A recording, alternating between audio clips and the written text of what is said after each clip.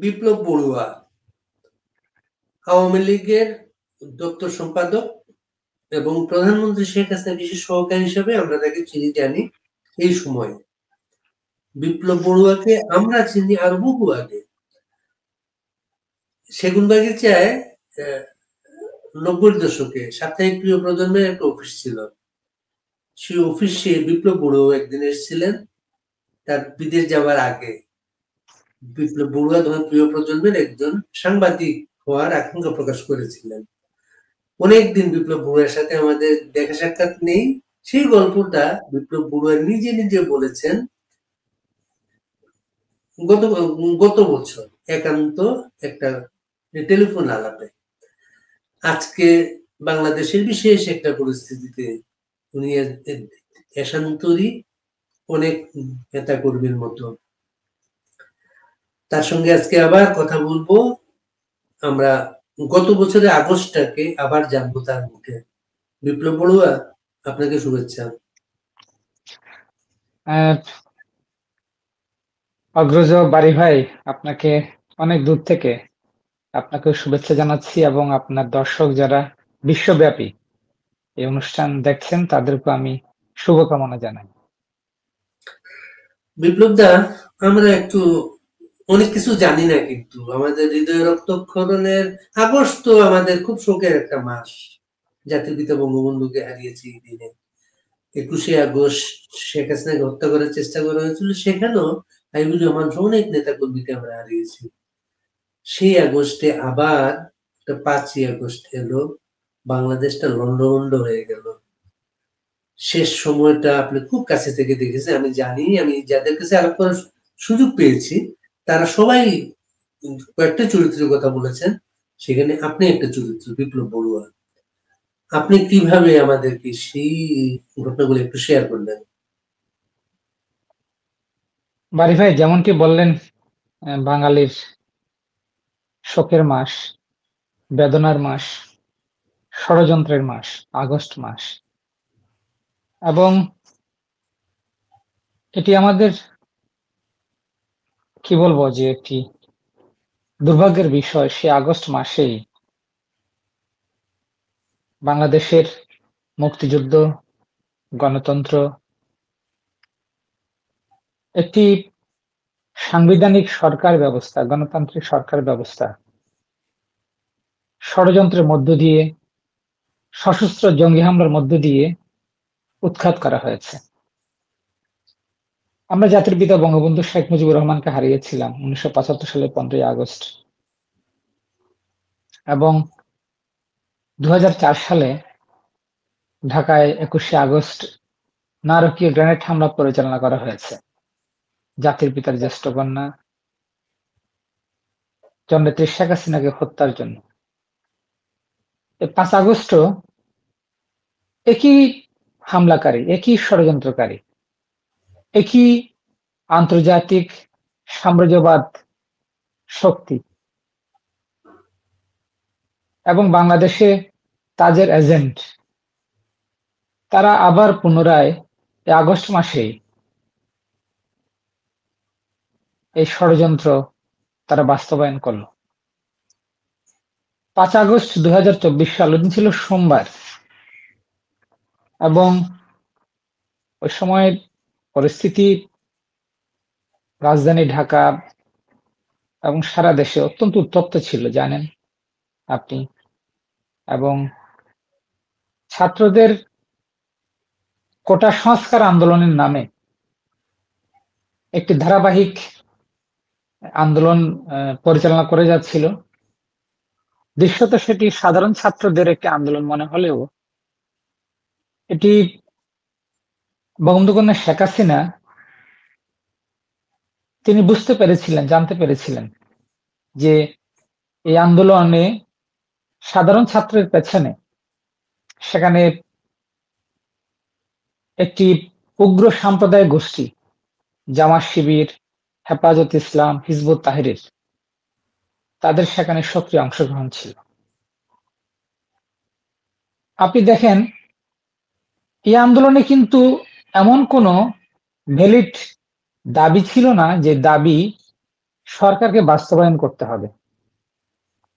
2018 সালে এ ধরনের একটি ছাত্র আন্দোলনের পরে আমাদের মাননীয় প্রধানমন্ত্রী পার্লামেন্টে দাঁড়িয়েই সরকারের সম্ভবত নবম গ্রেড থেকে 13তম যে গ্রেড রয়েছে সেখানে নিয়োগের সকল কোটা তিনি বাতিল করেছিলেন এবং 2018 সালে সে কোটা বাতিলের যে প্রজ্ঞাপন সেটি 19 সাল, 20 সাল, 21 সাল, 24 সাল, 24 সালের 21শে আগস্ট উচ্চ আদালতের রায় না হওয়া পর্যন্ত এই প্রজ্ঞাপন বলবৎ ছিল। তাহলে এই ছাত্রদের আন্দোলনের বিষয় কি ছিল? এখানে সংক্ষুব্ধ মুক্তিযোদ্ধার সন্তানরা উচ্চ আদালতে একটি রিট করে, আমি খুব সংক্ষেপে বলছি, এবং এই রিটে হাইকোর্ট ডিভিশন সম্ভবত 5 জুলাই 2024 সালে রায় প্রদান করে। সে রায়ে সেখানে মুক্তিযোদ্ধাদের সন্তানদের চাকরির ক্ষেত্রে কোটার বিষয়টি পুনর্বহাল করা হয়। সাথে সাথে সরকারের অ্যাটর্নি জেনারেল অফিস এটি আপিল করে এবং আপিলটি সুপ্রিম কোর্টের অ্যাপিলেট ডিভিশনে বিচারাধীন ছিল। যে বিষয়টি আদালতের বিচারাধীন, এ ধরনের একটি সাবজুডিস ম্যাটার নিয়ে এই ছাত্র আন্দোলন শুরু করে। তো বন্ধুগণ, শেখ হাসিনা এবং সরকারের পক্ষ থেকে বারবার বলা হচ্ছিল এটি আদালতের বিচারাধীন বিষয়, আদালত বিষয়টি দেখবে এবং সংক্ষুব্ধ যারা এই কোটা সংস্কারের বিলোপ চান তাদেরকে কোর্টে গিয়ে পক্ষভুক্ত হয়ে তাদের বক্তব্য প্রেরণের জন্য আমরা অনুরোধ জানাই এবং উচ্চ আদালত থেকে তাদেরকে আমন্ত্রণ জানানো হয়। এখন তো সকল ষড়যন্ত্র দিবালোকের মতো স্পষ্ট হয়েছে। এই আন্দোলনের কর্মসূচি যারা বাতলে দিয়েছিল ওই সময়ের শিবিরে ঢাকা বিশ্ববিদ্যালয়ের নেতৃবৃন্দ যারা ছিল, ওই সময়ের আন্দোলনের কলকাঠি নেপথ্য অনেক দূর থেকে যারা আপনার নির্দেশনা দিচ্ছিলেন, এটি তো সুস্পষ্ট করে বলেছে যে 2018 সালের আন্দোলনে কি কি ভুল হয়েছে, সেই ভুল থেকে শিক্ষা নিয়ে 18 সালের পর থেকে ইসলামী ছাত্র শিবির এবং এই একটি সুনির্দিষ্ট একটি ষড়যন্ত্রকারী মহল কিভাবে পুনরায় কোটা আন্দোলনকে সামনে নিয়ে এসে সরকার পরিবর্তন ঘটাবেন, এই ধরনের তারা একটি ব্লুপ্রিন্ট, নীল নকশা তারা আপনার নির্ধারণ করে। এবং আপনি জানেন যে বঙ্গবন্ধু শেখ হাসিনা বরাবরই একজন দেশপ্রেমিক এবং জাতীয়তাবাদী নেতা ছিলেন এবং এই কারণেই তার অনেক শত্রু ছিল। আন্তর্জাতিক পরিমণ্ডলে বঙ্গবন্ধু শেখ হাসিনাকে হেয় করার জন্য নানা ধরনের ষড়যন্ত্র করা হয়েছে এবং দীর্ঘদিন ধরে, প্রায় 1.5 দশক ধরে বঙ্গবন্ধু কন্যা শেখ হাসিনা 2008 সাল নির্বাচনে বিজয় লাভের পর থেকেই কিভাবে আওয়ামী লীগ সরকারকে, শেখ হাসিনা সরকারকে উৎখাত করা যায় তার জন্য একটি আন্তর্জাতিক চক্র সেখানে সক্রিয় ছিল। এবং আপনি জানেন 2024 সালের জাতীয় নির্বাচনের পূর্বে রাশিয়ার যে পররাষ্ট্র দপ্তরের মুখপাত্র এক মহিলা বলছিলেন যে বাংলাদেশে জাতীয় নির্বাচন 2024 সালে অনুষ্ঠিত হলেও নির্বাচনের পরে বাংলাদেশে আরব স্প্রিং এর মতো, মানে যে ধরনের ষড়যন্ত্রের মধ্য দিয়ে মধ্যপ্রাচ্য, আফ্রিকায়, আরব ওয়ার্ল্ডে যেভাবে আপনার ওখানকার সরকার ব্যবস্থাকে পরিবর্তন করা হয়েছে, আপনার তিউনিসিয়া, মিশর, লিবিয়া এবং অনেক দেশেই এই ধরনের একটি ষড়যন্ত্র বাংলাদেশেও হতে পারে, রিজিম চেঞ্জ করার জন্য এই ধরনের একটি ষড়যন্ত্র হতে পারে, এটা রাশিয়া থেকে বলা হয়েছিল।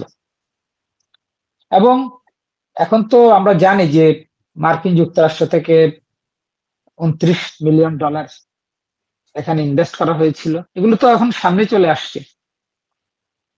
তো এই ধরনের একটি আপনার সুগভীর ষড়যন্ত্র, যেটি এই আন্দোলনের যিনি সুফল ভোগ করেছেন ডক্টর মোহাম্মদ ইউনূস, তিনি যথার্থই বলেছেন যে জাতিসংঘে এখানে আসছিলেন মার্কিন যুক্তরাষ্ট্রে তিনি এসেছিলেন 2024 সালের সেপ্টেম্বর মাসে। তিনি বলছিলেন যে মেটিকুলাসলি ডিজাইন থিঙ্ক, মানে এটি সূক্ষ্মভাবে এটি একটি পরিকল্পনা করা হয়েছিল এই আন্দোলনে কিভাবে শেখ হাসিনা সরকার উৎখাত করা হবে। এবং আন্দোলনের শুরুতে যখন রাজধানী ঢাকা কিংবা বাংলাদেশের কোথাও কোনো রক্তপাতের ঘটনা ঘটে নাই, আপনার মনে থাকবে মার্কিন যুক্তরাষ্ট্রের পররাষ্ট্র দপ্তর থেকে বিবৃতি দিয়ে বলা হলো বাংলাদেশে 2জন ছাত্রকে হত্যা করা হয়েছে। তখন কিন্তু বাংলাদেশে কোনো প্রকার প্রাণহানির ঘটনা ঘটে নাই।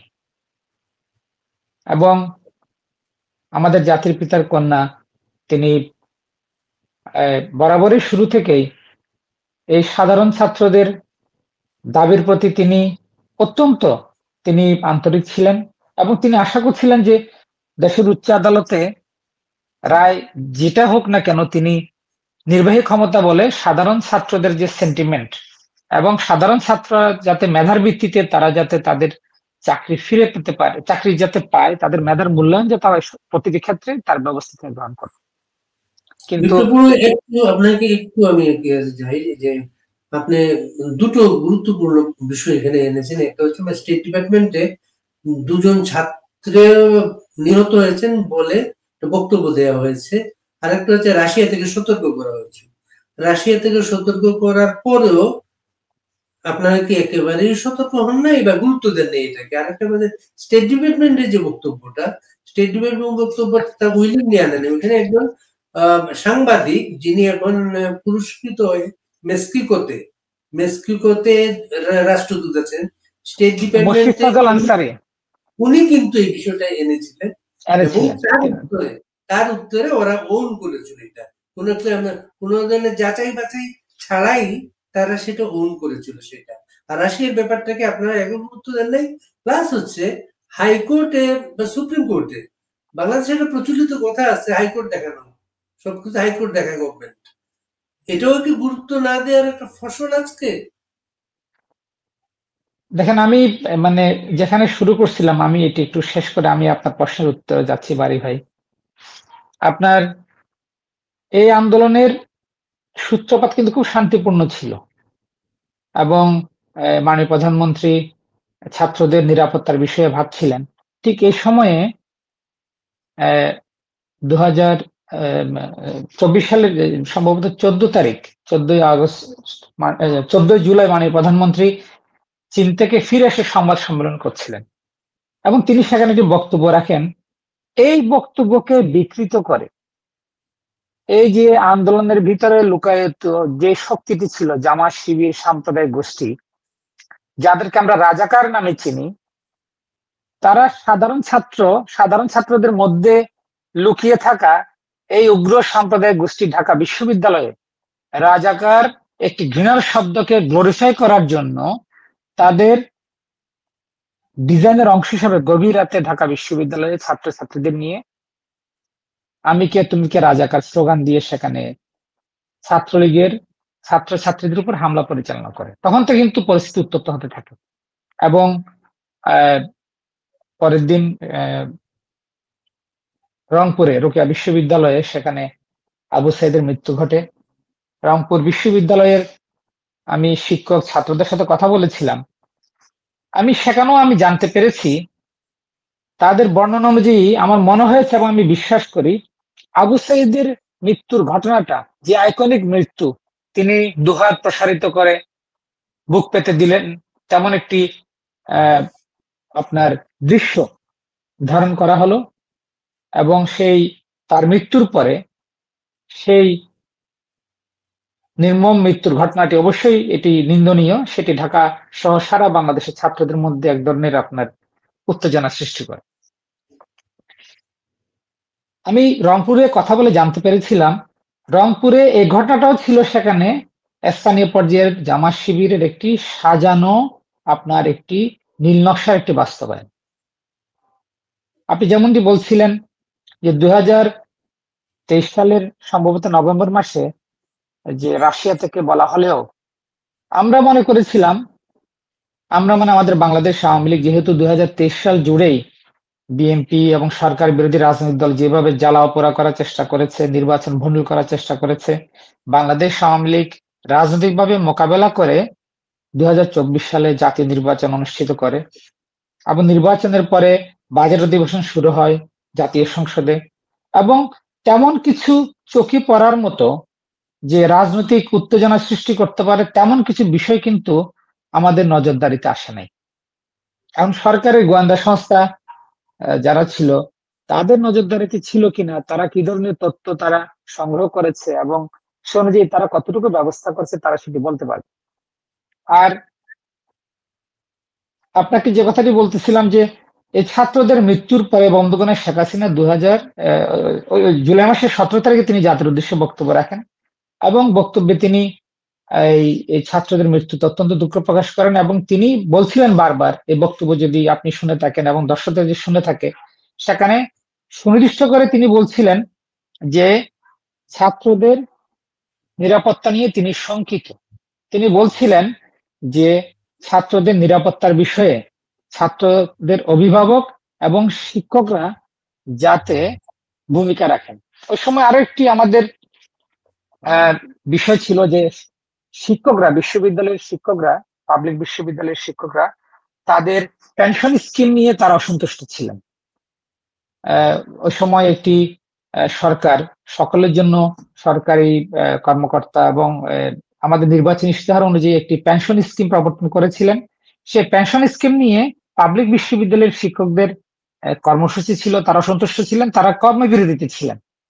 একই সাথে একই সাথে শিক্ষক ধর্ম কিন্তু গুরুত্ব দেওয়া হয় নাই এবং একই আপনি ঠিকই বলছেন, ওই সময় শিক্ষকদের আন্দোলন, অথচ সমস্ত পাবলিক বিশ্ববিদ্যালয়ের শিক্ষক সমিতি কিন্তু তারা বঙ্গবন্ধুর আদর্শের প্রতি তারা আস্থাশীল ছিলেন, বিশ্বস্ত ছিলেন, এবং একই সময়ে ছাত্রদের এই কোটা সংস্কার আন্দোলন, এই শিক্ষক ছাত্রদের যুগপৎ আন্দোলনের কারণে দেশের সমস্ত পাবলিক বিশ্ববিদ্যালয়ে আপনার অচল অবস্থার সৃষ্টি হয়। আমাদের এখন মনে হয় যে রাজনৈতিকভাবে বাংলাদেশ আওয়ামী লীগ এটি পলিটিক্যালি, এটি আমি বলবো যে আমাদের দুর্ভাগ্য, আমরা এখানে কোন ধরনের সংলাপ আলোচনা আমরা কার্যকর অর্থে আমরা সেখানে আলোচনা করে সমাধান বের করতে পারিনি।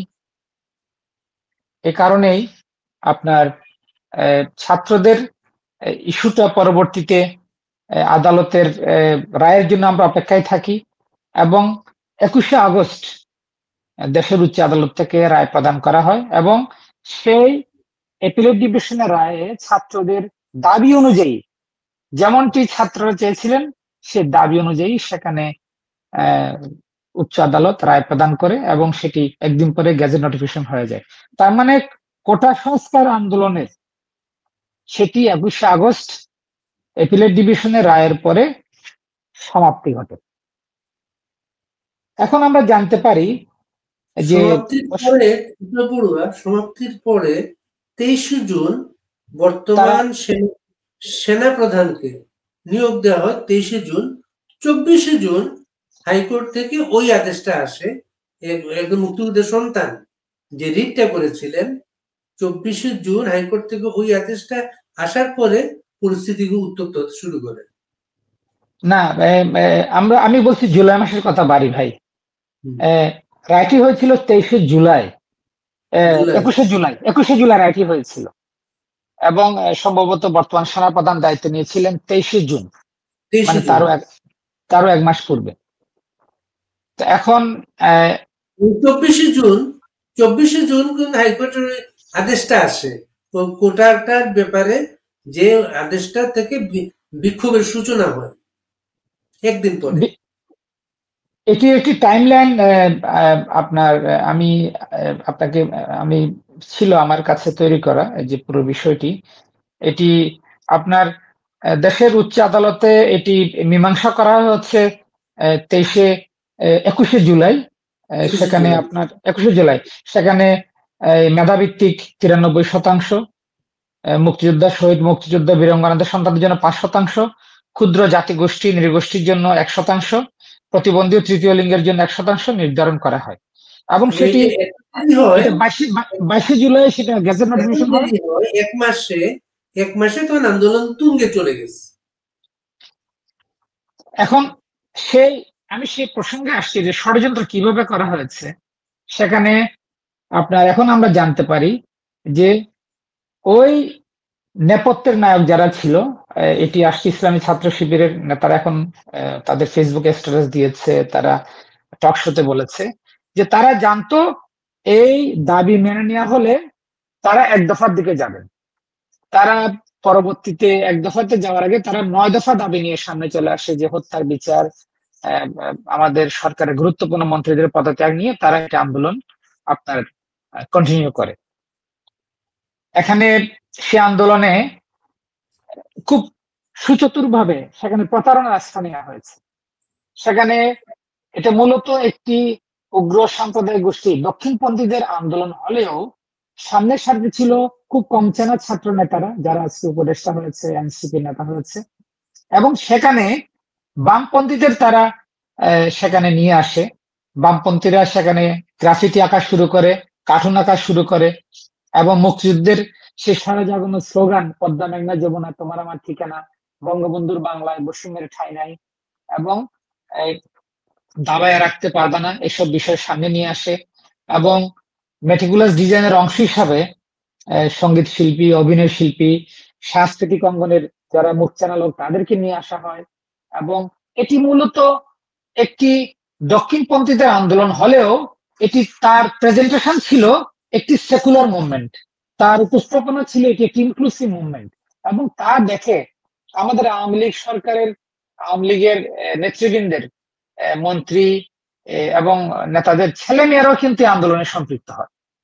আব্দুল রাজ্জাকের ছেলেকে আমরা দেখেছিলাম তখন সেখানে আমি কারো শুনেছি না, অনেকেই ছিলেন না, শুধু একজন, অনেকের ছেলে, পুত্রবধূ, শিক্ষক, আমাদের আসাদুজ্জামান নূর, যিনি এখন কারাগারে রয়েছেন, তার পরিবারের সদস্য ছিলেন, আর অনেকে আছে আমাদের সহকর্মীদের। এখন এই এই আন্দোলনে প্রাণহানির ঘটনা ঘটতে থাকে, এবং এই প্রাণহানি নিয়ে এখন তো আমরা জানতে পারি কিভাবে সেখানে গুপ্ত ঘাতকরা এই যে গুরুত্বপূর্ণ পয়েন্ট যেগুলো আন্দোলনের আপনার সময়ে অগ্নিকুণ্ড ছিল, যেমন যাত্রাবাড়ি, রামপুরা বাড্ডা, তারপর মিরপুর, উত্তরা, সেখানে আপনার কিভাবে সেখানে গুপ্তঘাতক দিয়ে, স্নাইপার রাইফেল দিয়ে অনেক মানুষের মাঝখানে টার্গেটেড কিলিংস করা হয়েছে। কিলিং গুলো আপনি দেখবেন, হত্যাকাণ্ড এভাবে করা হয়েছে, ঢাকা শহরে যত প্রাইভেট ইউনিভার্সিটি আছে সেই প্রাইভেট ইউনিভার্সিটি বেছে বেছে সেখানে আপনার হত্যাকাণ্ড চালানো হয়েছে, যাতে করে সমস্ত প্রাইভেট বিশ্ববিদ্যালয়ের ছাত্র শিক্ষকরা যাতে সে আন্দোলনে নেমে আসে, এবং তারা সফল হয়েছে। এখানে ওই সময় সরকারের 3 মন্ত্রীকে আলোচনার জন্য এঙ্গেজ করা হয়েছিল। মাননীয় আইনমন্ত্রী ছিলেন আনিসুল হক, শিক্ষামন্ত্রী ছিলেন মহিবুল হাসান চৌধুরী, তথ্য প্রতিমন্ত্রী ছিলেন অধ্যাপক আরাফাত। এবং এটি আমি বলতে পারি যে সরকারের একটি গোয়েন্দা একটা যোগ করে প্রাইভেট ইউনিভার্সিটির ঘটনা বলে সম্পৃক্ত করা, এই যেমন এখনকার যে ইউনুসের বিশেষ একজন উপদেষ্টা আছেন খলিলুর রহমান, তিনি একটা প্রাইভেট ইউনিভার্সিটির সাথে গুরুত্বপূর্ণ দায়িত্বে আছেন, তিনি এখানে একটা গুরুত্বপূর্ণ ভূমিকা রাখেন। প্লাস ব্র্যাক ইউনিভার্সিটির আবেদ সাহেবের মেয়ের জামাই, উনি খুব একটা গুরুত্বপূর্ণ ভূমিকা রাখেন। আপনারা গোয়েন্দা সংস্থার উপর নির্ভর করেছেন, সে তথ্যগুলো পান নাই। প্লাস হচ্ছে এই মার্কিন টাকাটা মার্কিন যুক্তরাষ্ট্র থেকে বলার আগে পর্যন্ত আপনারা খেয়াল করেন নাই। এবং এই টাকাটা শুধু বিভিন্ন রাজনৈতিক পক্ষ না, এই যে আপনি গোয়েন্দা সংস্থা যারা বলেন, যারা সঠিকভাবে আপনাদের ব্রিফ করে নাই, সেখানেও যে এসেছিল বা আসে নাই, এটাও তো আপনার মনে হয় পরীক্ষা করে দেখেন নাই। না, আপনি আপনি অনেকাংশে আপনি সঠিক কথা বলেছেন। আমি যে কথাটা বলতে চাচ্ছি যে যে অর্থ যেভাবে দেয়া হয়েছে, বাংলাদেশ সহ বাংলাদেশের বাইরে যত ইউটিউবার আছে এটি, এবং আপনি যে দেশে আছেন সেখানেও কিন্তু আপনার টাকা দেওয়া হয়েছে, ইউটিউবারদের টাকা দেওয়া হয়েছে যাতে করে তারা সোশ্যাল মিডিয়াতে গিয়ে বাংলাদেশের যে মানে ওই সময়ের চলমান ঘটনাগুলো তারা যাতে তাদের মতো করে মানে খুব উস্কানিমূলক ভাবে যাতে উপস্থাপন করা হয়। এবং আপনি জানেন বাংলাদেশে ডিজিটাল বিপ্লব হওয়ার পরে আমাদের সরকারের সময়, আওয়ামী লীগ সরকারের সময়, সেখানে অনেকগুলো অনলাইন পোর্টাল, এবং আপনি যখন দৈনিক পত্রিকা কাজ করতেন তখন কিন্তু কোনো দৈনিক পত্রিকা অনলাইন বিভাগ ছিল না। এখন দেখবেন যে প্রতিটি দৈনিক কাগজের অনলাইন বিভাগ রয়েছে, এবং এটি আমরা আগেও জানতাম এবং আমরা পরে 5 আগস্ট পরে সুনির্দিষ্টভাবে জেনেছি। এই যে ইসলামী ছাত্র শিবির, তারা 1000 আপনার তাদের একেবারে বোনাফাইডে কর্মীকে প্রশিক্ষণ দিয়ে বাংলাদেশের বিভিন্ন টেলিভিশন চ্যানেল, বিশেষ করে পত্রিকাগুলোর অনলাইন বিভাগে তাদেরকে তারা মানে তারা যাতে চাকরি নিয়ে তাদের পরিচয় গোপন করে তারা যাতে কাজ করতে পারে, তারা এই ধরনের একটি ব্যবস্থা তারা গত প্রায় 3-4 বছর ধরে তারা এটি চালু করেছিলেন। এবং আপনি দেখবেন যে এটা আপনারা কবে জানতে পারেন? কবে জানতে পারেন এটা? এই বিষয়গুলো আমরা জানতে পেরেছি হচ্ছে আমি ব্যক্তিগতভাবে আমার কাছে আসছে এটা 5 আগস্টের পরে, মানে আরো অনেক পরে জানতে পেরেছি। আপনি ওই আপনাদের সময় সিআরআই সব আপনাদের অনলাইনে কত কিছু ছিল, আর আপনারা এত দেরিতে এই জিনিসগুলা বাংলাদেশের মিডিয়ার লোকগুলা জানে হচ্ছে অনেক আগে থেকে। এগুলো তো আমাদের এই ব্যর্থতা আছে বাড়ি ভাই। এখন আমি মানে প্রসঙ্গটা আমি একটু শেষ করি। সেখানে ইন্টারনেট অ্যাক্টিভিজম তারা একেবারে জোরে সোরে তারা চালু করে, এবং এই যে সমস্ত পত্রিকা, টিভি চ্যানেল এমন ভাবে সংবাদ পরিবেশন করতে থাকে এবং যাতে করে পরিস্থিতির অবনতি ঘটে এবং এসকেলেট করে, এগুলো যাতে বৃদ্ধি পায়। দেশি বিদেশি বিভিন্ন, এবং এমনকি আপনি জানেন যে যারা বাংলাদেশের নাগরিক নন, এই ধরনের ইউটিউবার দিয়েও কিন্তু বিদেশ থেকে বাংলাদেশের বিষয়ে যাদের মিলিয়ন মিলিয়ন ভিউ আছে তাদেরকে দিয়ে আপনার এই ধরনের একটি অনলাইনে তারা ডিজিটাল তারা অ্যাক্টিভিটি তারা করেছে সময়। ওই অবস্থায় আপনার আমাদের প্রশাসন ছিল, এবং পরবর্তীতে আমরা সেখানে সেনাবাহিনী ডেপ্লয় করে এবং বাংলাদেশের যে যত আইন শৃঙ্খলা বাহিনীর সদস্য ছিল তারা সেখানে পরিস্থিতি নিয়ন্ত্রণে আনার চেষ্টা করে। এক পর্যায়ে সেখানে এই যে আন্দোলনের মধ্যে লুকায়িত জঙ্গি সন্ত্রাসী গোষ্ঠীরা বাংলাদেশ টেলিভিশন সহ এলিভেটেড এক্সপ্রেসওয়ের যে আপনার টোল অফিস, সেখানে আমাদের মেট্রো রেল এবং ডাটা সেন্টার, এই ধরনের আবহাওয়া অফিসের অনেক গুরুত্বপূর্ণ সরকারি স্থাপনা তারা জ্বালিয়ে একেবারে। এখন কি বিপ্লবপুর এখন কি বুঝতে পারেন সবচেয়ে ভুল সিদ্ধান্ত ছিল সেনাবাহিনী মোতায়েন করা? আমি এই বিষয়ে এখন সেনাবাহিনীর সিদ্ধান্ত তো আইন মেনে হয়েছে, এবং সেনাবাহিনী তো সাংবিধানিকভাবে তাদের একটি দায়িত্ব রয়েছে যে সেনাবাহিনীর কাজ হচ্ছে দেশের সার্বভৌমত্ব রক্ষা করা এবং দেশের নির্বাচিত গণতান্ত্রিক সরকারকে ডিফেন্ড করা। এটা তো তাদের একটি সাংবিধানিক, তাদের তো একটা অব্লিগেশন, এবং এটি তো নিয়ম মেনে করা হয়েছে। আমি 4 আগস্ট 4 আগস্ট গণভবনে তো জাতীয় নিরাপত্তা কাউন্সিলের একটি মিটিং অনুষ্ঠিত হয়, সেখানে আমি উপস্থিত ছিলাম না যদিও বা, সকাল 11টায়। সেখানে বাংলাদেশের আইন শৃঙ্খলা বাহিনীর সশস্ত্র বিভাগের যত বিভাগ রয়েছে তাদের প্রধানরা সেখানে উপস্থিত ছিলেন, গোয়েন্দা সংস্থার প্রধানরা উপস্থিত ছিলেন, প্রয়োজনীয় মন্ত্রণালয়ের মন্ত্রী সচিবরা উপস্থিত ছিলেন। সেখানে তো তারা মাননীয় প্রধানমন্ত্রীকে একেবারে আশ্বস্ত করেছে, নিশ্চিত করেছে যে তারা বুঝতে পেরেছেন রাজধানী ঢাকায় এবং বিভিন্ন জায়গায় জঙ্গি হামলা হচ্ছে এবং সুনির্দিষ্ট টার্গেট করে সেখানে ছাত্রদের হত্যা করা হচ্ছে, সরকারি ভবন তারা জ্বালিয়ে দিচ্ছে। তারা যে কোনো পরিস্থিতিতে তারা এটি মোকাবেলা করবেন এবং পরিস্থিতি নিয়ন্ত্রণ আনবেন, এদের একটি প্রতিশ্রুতি দেওয়া হয়। 4 আগস্ট হচ্ছে আপনার এর আগে 3 আগস্ট রাওয়া ক্লাবে একটা বৈঠক হয়েছে। রাওয়া ক্লাবের বৈঠকের খবরটা মিডিয়াতে এসেছে, সেইটা জানার পরও 4 আগস্ট আপনারা বিশ্বাস করেছেন। রাওয়া ক্লাবে তো এটি অবসরপ্রাপ্ত সামরিক অফিসারদের একটি প্রতিষ্ঠান। এখন যেহেতু সরকারে যারা ছিলেন, সরকারে যারা দায়িত্ব পালন করেছেন, তারা তো সরকারি চ্যানেলে যে সমস্ত তথ্যপত্র আসছে সেটা তো তারা বিশ্বাস করবেন। আর ওই সময় সোশ্যাল মিডিয়াতে এত মিস ইনফরমেশন, ডিসইনফরমেশন ছিল, কম্পিউটার ইন্টারনেটের সরবরাহ ওই সময় আপনার রেগুলার ছিল না। অনেক গুজব আসছিল যে কোনটা সত্য কোনটা মিথ্যা, এটি আসলে ওই সময় এত দ্রুত যাচ্ছিল, কোনটা মানে সঠিক তথ্য এটি আসলে বিবেচনায় আনা এবং বিশ্বাস করা এটা খুব দুরূহ ছিল ওই সময়, কথা আমি বলতে পারি। এবং এক পর্যায়ে তো আমাদের বাংলাদেশ আওয়ামী লীগের পক্ষ থেকে আমরা সিদ্ধান্ত নিই, আমাদের দলের সিনিয়র নেতারা, যে আগস্ট 1 তারিখ শোক দিবস শুরু হবে। 2024 আগস্ট 1 তারিখে শোক দিবসের প্রথম দিনে আমরা রাজধানী ঢাকায় বড় ধরনের একটি আমরা সমাবেশ করব। রাজধানী ঢাকা সহ ঢাকার আশেপাশের জেলা থেকে আমাদের দলীয় নেতা কর্মীদের নিয়ে এসে সোহরাওয়ার্দী উদ্যান থেকে বঙ্গবন্ধু ভবন পর্যন্ত একটা শোক র্যালি করব। এ ধরনের আমাদের কর্মসূচি নেওয়া হয় এবং কর্মসূচি বাস্তবায়নের জন্য সকল প্রস্তুতি আমরা গ্রহণ করি। কিন্তু সেখানে আইন শৃঙ্খলার দায়িত্বে যারা ছিলেন সরকারি ওই সমস্ত সংস্থার প্রধানরা এসে মাননীয় প্রধানমন্ত্রীকে অনুরোধ করেছিলেন যে এভাবে যদি দলীয় নেতা কর্মীদের যদি রাস্তায় নামানো হয় তাহলে সংঘাত আরো বেড়ে যেতে পারে, আরো হানাহানি হতে পারে এবং রক্তপাত আরো বেশি হতে পারে। এবং এমনিতেই ছাত্রদের মৃত্যু, সাধারণ মানুষের মৃত্যু বঙ্গবন্ধু শেখ হাসিনাকে খুব ব্যথিত করছিলেন এবং তিনি খুব অস্থির হয়ে গিয়েছিলেন এই মৃত্যু দেখে। তিনি বিভিন্ন হাসপাতালে ছুটে যাচ্ছিলেন তাদের দেখার জন্য এবং তাদের চিকিৎসার সকল ব্যবস্থা তিনি গ্রহণ করছিলেন। এমনকি আপনি জানেন তিনি তো এই ছাত্র হত্যার সম্পূর্ণ বিষয়টি তদন্ত করার জন্য যখন জাতির উদ্দেশ্যে ভাষণ দিলেন 17 জুলাই তিনি তো বলছিলেন যে একটি তদন্ত কমিশন গঠন করা হবে এবং এই তদন্ত কমিশনের সহায়তা করার জন্য তিনি জাতিসংঘের সহায়তা তিনি চেয়েছিলেন। সেখানে যদি আপনার আমাদের কোন প্রকার লুকানোর কোন বিষয় থাকতো তাহলে বঙ্গবন্ধু শেখ হাসিনা তো জাতিসংঘকে আমন্ত্রণ জানাতেন না।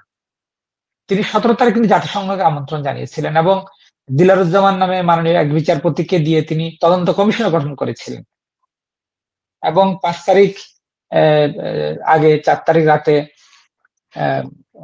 প্রধানমন্ত্রী বাসভবন গণভবনে আমাদের আওয়ামী লীগের অলমোস্ট সিনিয়র নেতারা সবাই উপস্থিত ছিলেন এবং সরকারের এর আগে বিবিসি এবং আল জাজিরায় যে অডিওটা ফাঁস হয়েছে এটা নিয়ে আপনাদের বক্তব্যটা কি? আমি আসছি, সে প্রসঙ্গে আমি আসছি। এখানে এই 4 তারিখ প্রায় মধ্যরাতের অনেক পরে এই সেখানে বৈঠক চলে এবং তারা আমাদের মাননীয় প্রধানমন্ত্রীকে পুনরায় আশ্বস্ত করেন এবং নিশ্চয়তা দেন যে 5 তারিখ তারা কারফিউ ইম্পোজ করবেন কড়াকড়ি ভাবে। রাজধানী ঢাকা থেকে কেউ বাইরে যেতে পারবে না, রাজধানী ঢাকায়ও কেউ ঢুকতে পারবে না, এটা তারা নিশ্চয়তা দিয়েছিলেন। এবং আমি যতটুকু জানতে পারি প্রায় রাত 1টার পরে গিয়ে আইন শৃঙ্খলা বাহিনীর প্রধানরা ক্যান্টনমেন্টে গিয়ে তারা সমন্বয় সভা করে এবং ঢাকার বিশেষ করে প্রবেশ যেগুলো ছিল উত্তরা এদিকে আপনার যাত্রাবাড়ি, সেখানে কারা কোন বিভাগ সশস্ত্র বাহিনী কোথায় দায়িত্ব পালন করবে, পুলিশ কোথায় করবে, বিজিবি কি করবে, এদের একটি তারা চূড়ান্ত পরিকল্পনা করে। 4 তারিখ রাতে কয়টা পর্যন্ত গণভবনে ছিলেন আপনি? 4 তারিখ গণভবনে সেখানে সেদিন প্রায় মধ্যরাতের পরে রাত 1টা পর্যন্ত অবশ্যই সেখানে অনেকেই ছিলেন সেদিন। আমি দেখেছি আমাদের নেতারা ছিলেন, সেনাপ্রধান সহ সব বাহিনী প্রধানরা ছিলেন, পুলিশের প্রধান তিনি ছিলেন, স্বরাষ্ট্রমন্ত্রী ছিলেন, সকলে ছিলেন।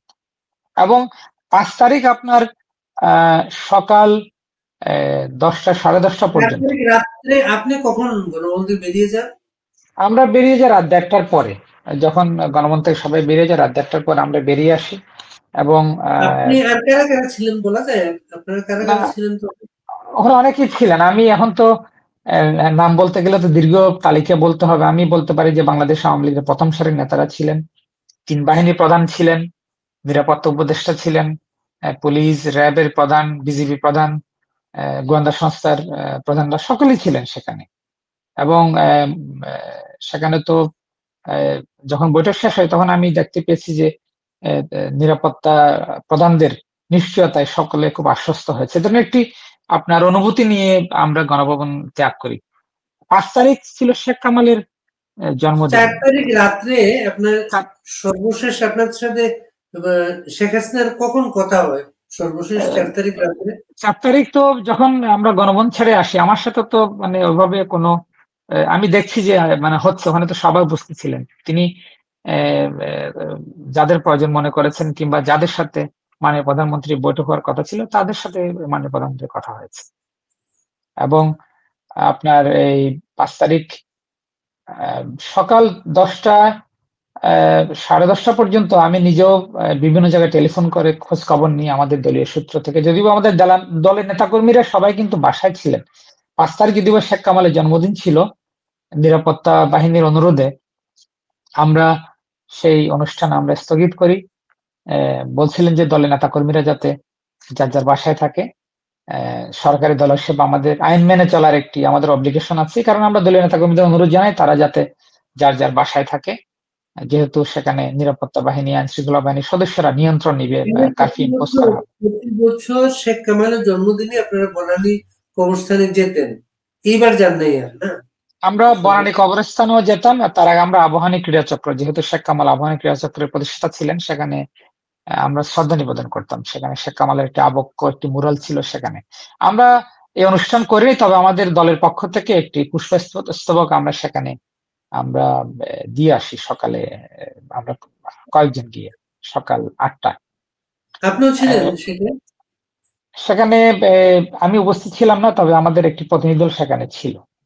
যারা আবাহনী ক্লাবের আশেপাশে থাকতেন তাদেরকে দায়িত্ব দেওয়া হয়েছে, যেহেতু কারফিউর কারণে যান চলাচল যাতে সীমিত ছিল, কারণ আমরা আইনের প্রতি শ্রদ্ধাশীল থেকেই আমরা সে ধরনের একটি আমরা দলীয় সিদ্ধান্ত ছিল আর কি। তো 10টা, 10:30 পর্যন্ত 5 তারিখ রাজধানী ঢাকার কোথাও কোনো আপনার জনতার কোনো সমাবেশ ছিল না। বিশেষ করে আমি নিজে যাদেরকে চিনি তাদের সাথে টেলিফোনে কথা বলি, তারা নিরাপত্তা বাহিনীর সদস্যরা ড্রোন নিয়ে তারা কন্ট্রোল রুম থেকে দেখছিলেন। আমি যতটুকু জানতে পারি যে সমস্ত পয়েন্টে জমায়েত হওয়ার সম্ভাবনা আছে, যেখানে সংঘাত হতে পারে, ওইসব জায়গা তারা ড্রোন দিয়ে দেখছিলেন এবং তারা বারবার বলছিলেন যে পরিস্থিতি শান্ত আছে। আমি 5 তারিখ প্রায় 11টার দিকে, পৌনে 11টার দিকে আমি গণভবনে যাই এবং সেখানে আমি জানতে পারি যে সেনাপ্রধান আসছিলেন সকালে। তিনি প্রায় 1 ঘন্টা বৈঠক করে তিনি ফিরে যান, মাননীয় প্রধানমন্ত্রীর সাথে সাক্ষাৎ করে, এবং মাননীয় প্রধানমন্ত্রীর বঙ্গভবনে যাওয়ার কথা ছিল মহামান্য রাষ্ট্রপতির সাথে সাক্ষাৎ করতে। এটি সকালে ডেভেলপমেন্ট ছিল আর কি। এবং তখন মাননীয় প্রধানমন্ত্রী সেনাপ্রধানের সাথে বৈঠকের কারণে বঙ্গভবনে যাওয়ার কর্মসূচিটি এটা 1 ঘন্টা পিছিয়ে যায়। এবং সময় হঠাৎ করে জানতে পারি যে বেলা 11:30টার দিকে যে উত্তরা থেকে ঢাকা এয়ারপোর্টের কাছাকাছি একটি জায়গায় বিপ্লব বড়ুয়া, আমি একটু চেক করি। আমাকে একজন তৎকালীন আইন শৃঙ্খলা বাহিনীর খুব গুরুত্বপূর্ণ একটা চরিত্র আমাকে বলেছেন, সকালে যে সেনাপ্রধান এসেছিলেন, মাননীয় প্রধানমন্ত্রীর সাথে আলাপ করে গিয়েছেন, ওই সময় তিনি একটা বার্তা নিয়ে গেছেন। সেনাপ্রধান বার্তা নিয়ে গেছেন হচ্ছে মাননীয় প্রধানমন্ত্রী পদত্যাগ করবেন এবং একটা ইন্টারিম গভর্নমেন্ট হবে, এবং সেনাপ্রধান গিয়ে বিএনপি নেতাদের ডাকেন। 1 বা 2 জন নেতা সেখানে এসেছিলেন এবং তারাই প্রস্তাবটাতে রাজি হয়েছিলেন, প্রধান পদত্যাগ করবেন, এটা তত্ত্বাবধায়ক সরকারের দিন ইলেকশন হবে। কিন্তু যখন সেনাবাহিনী এদিকে জানলেন সেনাবাহিনী প্রধানমন্ত্রী চলে যাচ্ছেন, এই তথ্যটা নাকি সেনাবাহিনী প্রধান জানতেন না। এটা কি সঠিক? এই বিষয়টি আমি সুনির্দিষ্ট কোনো তথ্য আমার জানা নেই। আপনি যেটি বলছেন সেটি এই ধরনের অনেক তথ্য অনেক উৎস থেকে আমরা শুনেছি। এগুলো ঘটনার পরে মানে এখনো শুনি, বিভিন্ন ধরনের তথ্য আসে। এখন কোনটা কতটুকু সত্য এটি এখন যাচাই করার সুযোগটা খুব সীমিত। আমি এমনও তথ্য শুনেছি যে মাননীয় প্রধানমন্ত্রী বঙ্গভবনে যাচ্ছিলেন পদত্যাগপত্র দেওয়ার জন্য, এবং সেনাপ্রধান মাননীয় প্রধানমন্ত্রী সাক্ষাৎ করে বলেছিলেন যে আপনি এখন পদত্যাগপত্র দিবেন না, আপনি অপেক্ষা করেন, আমি ক্যান্টনমেন্টে গিয়ে আপনি যেমনটি বললেন যে অন্যান্য দলের নেতাদের সাথে কথা বলে আমি একটা সিদ্ধান্ত কি নিতে পারি দেখি। আমি এমন তথ্য আমি শুনেছি যেটি আপনি বলছেন যে তার পাশাপাশি। তো এবং 11:30টার দিকে যখন ওই মবটি আসছে এটা জানতে পারি এয়ারপোর্ট থেকে, তখন গণভবনের নিরাপত্তা যারা ছিলেন, স্পেশাল সিকিউরিটি ফোর্স, তারা খুব বিচলিত ছিল এবং তারা জানার চেষ্টা করছিলেন যে মব আসছে তার সাইজ কত। আরেকটা জিনিস শেয়ার করি, পুলিশের কন্ট্রোল রুম যেখান থেকে ঢাকা শহরের বিভিন্ন এলাকার ছবিগুলো আসছিল, লাইভ ছবিগুলা তাদের মনিটরিং রুম থেকে, তারা তখন দেখলো মব বিভিন্ন দিকে থেকে আসছে, সেনাবাহিনীর লোকেরা যে যেখানে দাঁড়িয়েছিল তারা তাদেরকে ঢুকতে দিচ্ছিল, তারা সরে দাঁড়াচ্ছিল আর তারা ঢুকছিল ভেতরে। এটি আমি যেমনটি জেনেছিলাম যে এয়ারপোর্টের সামনে রাস্তায়, তো বড় রাস্তা, সেখানে ডিভাইডার ছিল, ডিভাইডারের এক পাশে সেখানে পুলিশ বাহিনীর সদস্যরা ছিল, বিজিবি ছিল, আরেক পাশে আপনার সেনাবাহিনীর সদস্যরা ছিলেন। তো যে মবটা চলে আসছে ওখান থেকে তারা সেনাবাহিনী যে পাশে ছিলেন সে পাশ দিয়ে তারা সামনের দিকে চলে আসে এবং এই মব যখন ক্রমেই আপনার বনার দিকে আসছিল তখন মবের আকার বাড়তে থাকে। আমি যখন বনানী আসে তখন আমি জানার চেষ্টা করছিলাম, আমাদের চেনা জানা যারা বনানীতে থাকে তারা বলছিলেন যে এটি মানে ৫ থেকে ৬,০০০ হবে। তখন আমি জানার চেষ্টা করলাম, আমি যাদেরকে চিনি এবং গণভবনে যারা নিরাপত্তা দায়িত্বে ছিলেন তারা বলছিলেন যে এটি আসছে, এটি মহাখালী থেকে ঘুরিয়ে তেজগাঁর দিকে তাদেরকে প্রেস ক্লাবে পাঠিয়ে দেওয়া হবে। তারা মহাখালী থেকে আর এদিকে আসবেন না, মানে ক্যান্টনমেন্ট জাহাঙ্গীরের দিকে আসবেন না, এ ধরনের একটি তারা বার্তা আমাকে দিলেন। তো তারা আবার এও হিসাব করছিলেন যে ওই ডিস্টেন্স থেকে গণভবন আসতে হেঁটে আসতে কিরকম লাগতে পারে, যে ৪০ মিনিট ৪৪ মিনিট এই ধরনের একটি টাইমিং তারা হিসাব করছিলেন। এবং এক পর্যায়ে আমি দেখলাম যে ওখানে গণভবনে আমার মতো যারা সিভিলিয়ান আমরা ছিলাম আমাদেরকে আলাদা করা হয়, একটি রুমে নিয়ে যাওয়া হয় এবং এই পরে আপনাদের আলাদা তারা করলো কে? আলাদা করলো কে?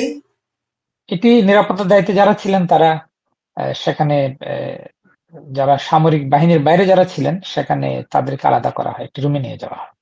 আমাদেরকে বলা আজকে হয় যে কি একটি মনে রুম করেন একটা তারাই ছিল অভ্যুত্থানের পরিকল্পনাকারী শেষ মুহূর্তে? না, আমি সেটি আমি মনে করি না, যেহেতু তারা এটি তাদের তো এসএসএফ তো একটি সুনির্দিষ্ট বাহিনী এবং তারা তাদের যে স্ট্যান্ডার্ড যে প্রসিজার রয়েছে এসওপি বলে তাদের যে বুক, তারা সেভাবে তারা তাদের কাজ করেছেন। সেটি আমি পুলিশের একজন কর্মকর্তা আমাকে বলেছেন এসএসএফ ওই সময় গণভবনের সমস্ত চাবি এসএসএফ কে দিয়ে দেয়। ওই সময় সমস্ত এসএসএফ কে দিয়ে দেয়, মানে তারা এখান থেকে সরে যাবে তারা। এবং এসএসএফ ওই এসএসএফ এসবি কে তারা দিয়ে দেয় এসএসএফ এর সমস্ত চাবিটা। তো এসবি এর লোকেরা জানতে চাচ্ছিল যে তারা কি করবে। তখন তাদেরকে বলা হয়েছিল যে তোমরা আহ, যদি মনে করো নিয়ন্ত্রণের বাইরে চলে যাচ্ছে, তোমরা মানুষের সাথে মিশে যাবে। আমি সেটা জানি না, তবে আমি যে কথাটি আপনাকে আমি বলবো যে মানে প্রধানমন্ত্রীর নিরাপত্তার দায়িত্বে যারা ছিলেন তারা খুব আন্তরিক ছিলেন মাননীয় প্রধানমন্ত্রীর জীবন রক্ষার জন্য। সেটা আমি নিজে সেখানে দেখেছি, দৃশ্যত সেটা আমি দেখেছি।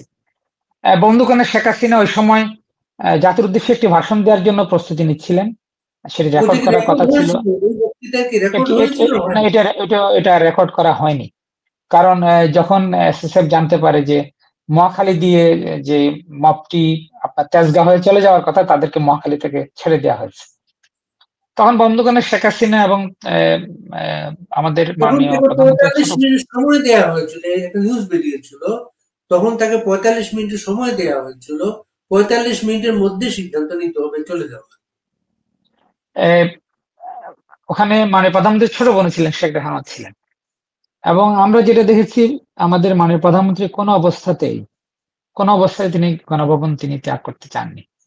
তিনি পবিত্র আহ, হয়েছিলেন, সেখানে ছিলেন, তিনি উজু করছিলেন, শেখ রেহানা সহ উজু করে সেখানে তিনি ওয়েট করছিলেন এবং তিনি যে কোনো পরিণতির জন্য তিনি সেখানে প্রস্তুত ছিলেন এবং গণভবনে তিনি অবস্থান গ্রহণ করবেন এই ধরনের একটা সংকল্প ছিল। পরবর্তীতে এসএসএফ এর যারা সিনিয়র অফিসার তাদের অনুনয় বিনয় এবং বারবার অনুরোধের কারণেই বঙ্গবন্ধু শেখ হাসিনা এবং আমাদের আহ, মানে প্রধানমন্ত্রীর ছোট বোন শেখ রেহানাকে সেখান থেকে নিরাপত্তা বাহিনীর সদস্যরা অনেকটা জোর করেই অনেকটা তাদেরকে আহ, গাড়িতে করে নিয়ে যায়। তখন আমরা জানার চেষ্টা করছিলাম জয় যে তাদেরকে পুতুলকে কোথায়। ফোনে ফোনে জয় এবং পুতুলকে দিয়ে রাজি করানো হয়েছে, এমন একটা ওই নিউজ বেরিয়েছিল। ওই সময় মানে প্রধানমন্ত্রীর পরিবারের সদস্যরা যারা দেশের বাইরে ছিলেন তারা টেলিফোন করে মানে প্রধানমন্ত্রীকে বারবার বোঝানোর চেষ্টা করছিলেন যে আহ, তারা যাতে তিনি যাতে এসএসএফ এর যে মানে অনুরোধ সেটা যাতে তিনি অনুসরণ করেন। আপনি ঠিকই বলেছেন। এবং মানে প্রধানমন্ত্রী শেখ রেহানা সহ ছোট বোন সহ তিনি মোটর কেডে করে গণভবন থেকে চলে যায় এবং আমরা জানার চেষ্টা করছিলাম যে কোথায় নিয়ে যাওয়া হচ্ছে। আমাদেরকে একটি ধারণা দেওয়া হয়েছিল এসএসএফ থেকে যে যেহেতু উচ্ছৃঙ্খল জনতা কাছাকাছি চলে আসছে, তারা গণভবন আক্রমণ করতে পারে, এই কারণেই দুই বোনকে তারা ক্যান্টনমেন্টে নিয়ে যাবেন, সেখানে নিরাপদ জায়গায় রাখবেন, এদের একটি ধারণা আমাদেরকে দেওয়া হয়েছিল। তা আমরা যারা ছিলাম আমরা সেই গাড়িবহর আমরা অনুসরণ করি এবং অনুসরণ করে এই আপনি চিনেন যে নির্বাচন কমিশন অফিস, যেটি এখন বঙ্গবন্ধু যে কনভেনশন সেন্টার, একটা বড় হল রুম হয়েছে ওই জায়গায়, পুরোনো বাণিজ্য মেলার যে মাঠের কোনায়, সেখানে আসার পরে আহ, সামনে জানা যায় যে সেখানে উচ্ছৃঙ্খল জনতা মব সেখানে চলে আসছে, এবং এই অবস্থায় আমাদের যে সিভিলিয়ানদের যে গাড়ির বহর, সেটির সাথে মাননীয় প্রধানমন্ত্রীর গাড়ি বহর আমরা বিচ্ছিন্ন হয়ে যাই। এবং আমি যেহেতু ওখানে একটি সরকারি বাসায় থাকতাম, আমার পরিবারের সদস্যরা এই বাসায় ছিল এবং আমার পরিবারের সদস্যদের নিরাপত্তার বিষয়টি আমার মাথায় ছিল। তা আমাকে বলা হচ্ছিল যে এসএসএফ থেকে যে আপনাদের যাদের ফ্যামিলি গণভবন কমপ্লেক্স, সেখানে 12টি বাংলো আছে, যারা থাকতেন, যে আপনারা যান, গিয়ে আপনাদের পরিবারের সদস্যদের নিয়ে আপনারা নিরাপদ জায়গায় চলে যান, কারণ গণভবনের নিরাপত্তার দায়িত্বে যে সমস্ত বাহিনীর সদস্যরা ছিল তারা তাদের কর্ডন তুলে নিতে পারে। তখন আমার তখন ফিরে আসতে হয়, এবং আমি ফিরে আসার সময় দেখলাম যে সেখানে হেলিকপ্টারে করে মাননীয় প্রধানমন্ত্রী এবং প্রধানমন্ত্রীর ছোট বোনকে নিয়ে যাওয়া হয়। আমি পরবর্তীতে জানতে পেরেছি নিরাপদ। টেলিভিশনে দেখেছেন এই জিনিসটা, কি টেলিভিশনে দেখেছেন এই বিষয়টা? আমি আসছি, আপনাকে কথাটি শেষ করি। মাননীয় প্রধানমন্ত্রী বারবার বলছিলেন যে তাদেরকে যে মানে নিরাপত্তার দায়িত্বে যারা ছিলেন তাদেরকে বলছিলেন টুঙ্গিপাড়া নিয়ে যেতে। তিনি টুঙ্গিপাড়ায় ফিরে যেতে চেয়েছিলেন, কিন্তু এসএসএফ এর দায়িত্বে যারা ছিল তারা মাননীয় প্রধানমন্ত্রী এবং ছোট বোনের শেখ রেহানার নিরাপত্তার বিষয়টি সর্বোচ্চ প্রায়োরিটি দিয়ে পরে এটা আমি অনেক পরে জানতে পেরেছি, বিমান যোগে কুর্মিটোলা বিমানবন্দর থেকে ভারতে সেখানে তাদেরকে নিয়ে যাওয়া হয়। অনেকটা এটা মাননীয় প্রধানমন্ত্রীর ইচ্ছার বিরুদ্ধে বিমানে সেখানে না নিয়ে যাওয়া হয়। এই যে ভারতে যাওয়াটা কি হেলিকপ্টার না বিমানে হয়েছিল সেটা? তিনি সম্ভবত তিনি বিমানে গিয়েছেন, বিমান বাহিনীর বিমানে তিনি গিয়েছেন, এবং পরে তো জানেন সেখানে এরপরে আপনারা নিরাপদ হলেন কি করে? আপনারা যারা পুলিশের সঙ্গে ব্যক্তিগতভাবে আমি খুব ন্যারোলি, মানে খুব হ্যাঁ, ওই দিনের ধরেন ঘটনাটা তো এতটা বেশি আহ, আহ, ভয়াবহ এবং খুবই পার্সোনাল, তো এই কথাগুলো আমি খুব বেশি বলতে চাই না, ব্যক্তিগত বিষয়টি। আর পরে সেখান থেকে এই শুধু আহ, আমার পরিবার এবং আমার একটি ইয়ে ছিল, পোষা প্রাণী ছিল, শুধু তাদেরকে নিয়ে কোনোভাবে খুব ন্যারোলি আর কি, যে বেরিয়ে মোহাম্মদপুর এলাকায় একটি বাসায় গিয়ে আমরা সেখানে আশ্রয় নিই। এবং আমি যখন সেখানে যাই তখন দেখি যে টেলিভিশনে হেলিকপ্টারের ছবিটি দেখা যায়। তো এটি মূলত যে মব উচ্ছৃঙ্খল জনতা আসছিল সেটি সর্বসাকুল্যে হয়তোবা হতে পারে আপনার 8,000-এর মতো। পরবর্তীতে যখন মানুষ টেলিভিশনে দেখে যে মাননীয় প্রধানমন্ত্রী কে হেলিকপ্টারে নিয়ে যাওয়া হচ্ছে, তখন অন্যান্য মানুষের রাস্তায় নেমে আসে এবং গণভবনের নিরাপত্তার দায়িত্বে যারা ছিলেন তারা সেটি উন্মুক্ত করে দেয়। বিনা বাধায় মানুষজন গণভবনে ঢুকে পড়ে।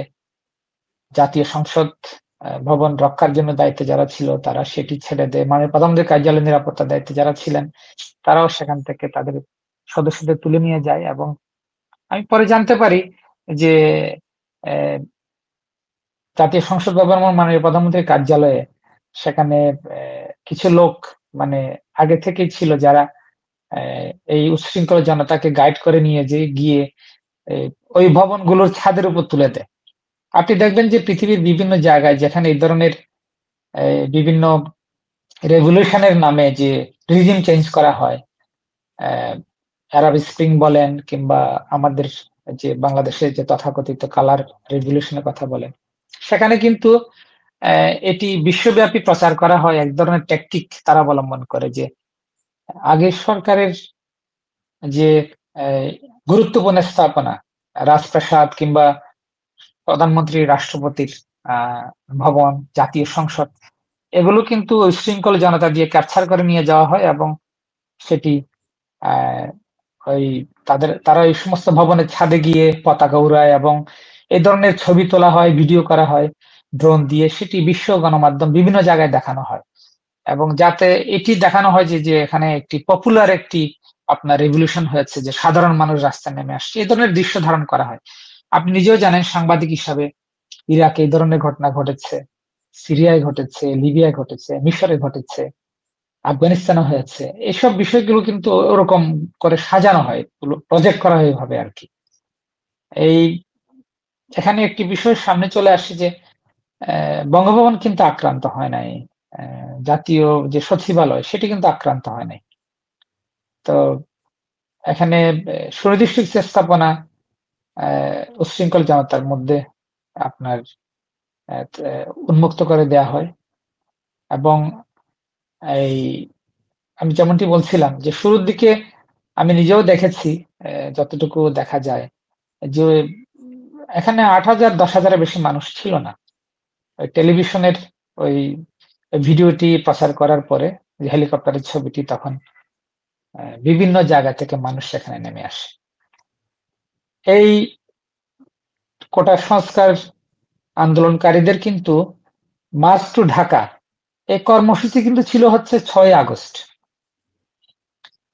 এবং আমি যেমনটি বলছিলাম ৪ তারিখ রাতে মাননীয় প্রধানমন্ত্রীর যে বাসভবন সেখানে নিশ্চয়তা দেওয়া হয়েছিল যে প্রয়োজনে ঢাকার বাইরে থেকে আইন শৃঙ্খলা বাহিনীদের সদস্যকে নিয়ে এসে রাজধানী ঢাকায় নিরাপত্তার জন্য শক্তি বৃদ্ধি করা হবে।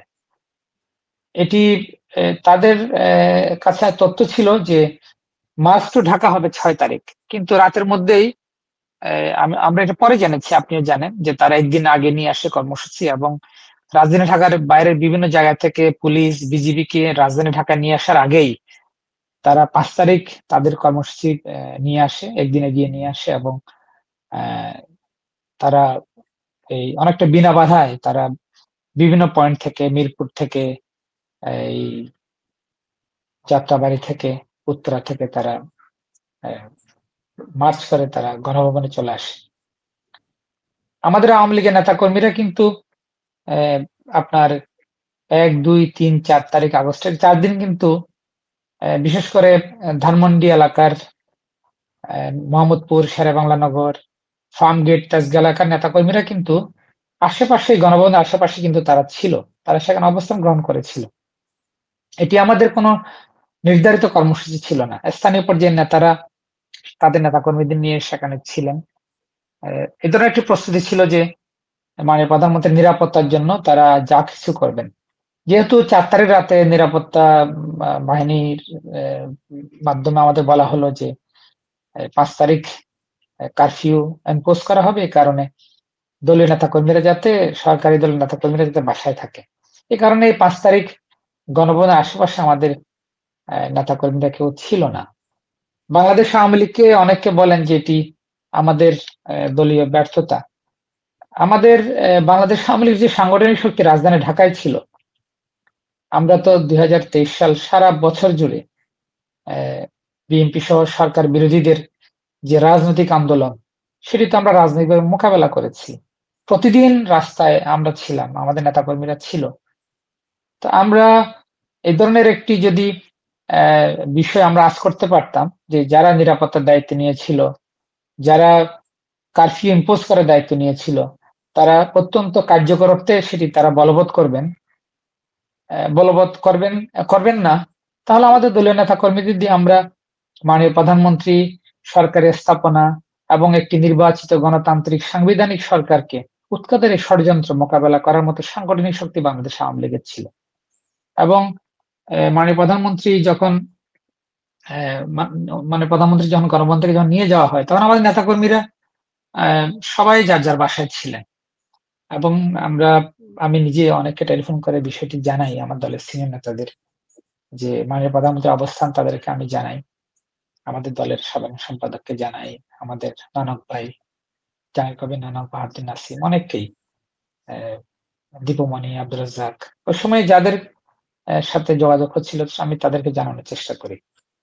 তো এটি অনেকে আওয়ামী লীগকে ব্যর্থতার দায় দেন, তবে আমি অতটুকু বলতে পারি বাংলাদেশ আওয়ামী লীগ তার সহযোগী সংগঠনের পূর্ণ সাংগঠনিক শক্তি কোনোভাবেই আমরা এই ছাত্রদের আন্দোলন মোকাবেলার জন্য আমরা দলগতভাবে আমরা সিদ্ধান্ত গ্রহণ করি নাই, এবং আমরা কোনোভাবেই আমরা আমাদের সাংগঠনিক শক্তি নিয়ে মাঠে ছিলাম না। এবং আমরা যদি সকল সাংগঠনিক শক্তি নিয়ে আমরা যদি জুলাই থেকে যদি মাঠে অবস্থান গ্রহণ করতাম, তাহলে এই জঙ্গি, এই উগ্র সাম্প্রদায়িক গোষ্ঠী সন্ত্রাসীদেরকে রাজনৈতিকভাবে মোকাবেলা করার শক্তি বাংলাদেশ আওয়ামী লীগের ছিল।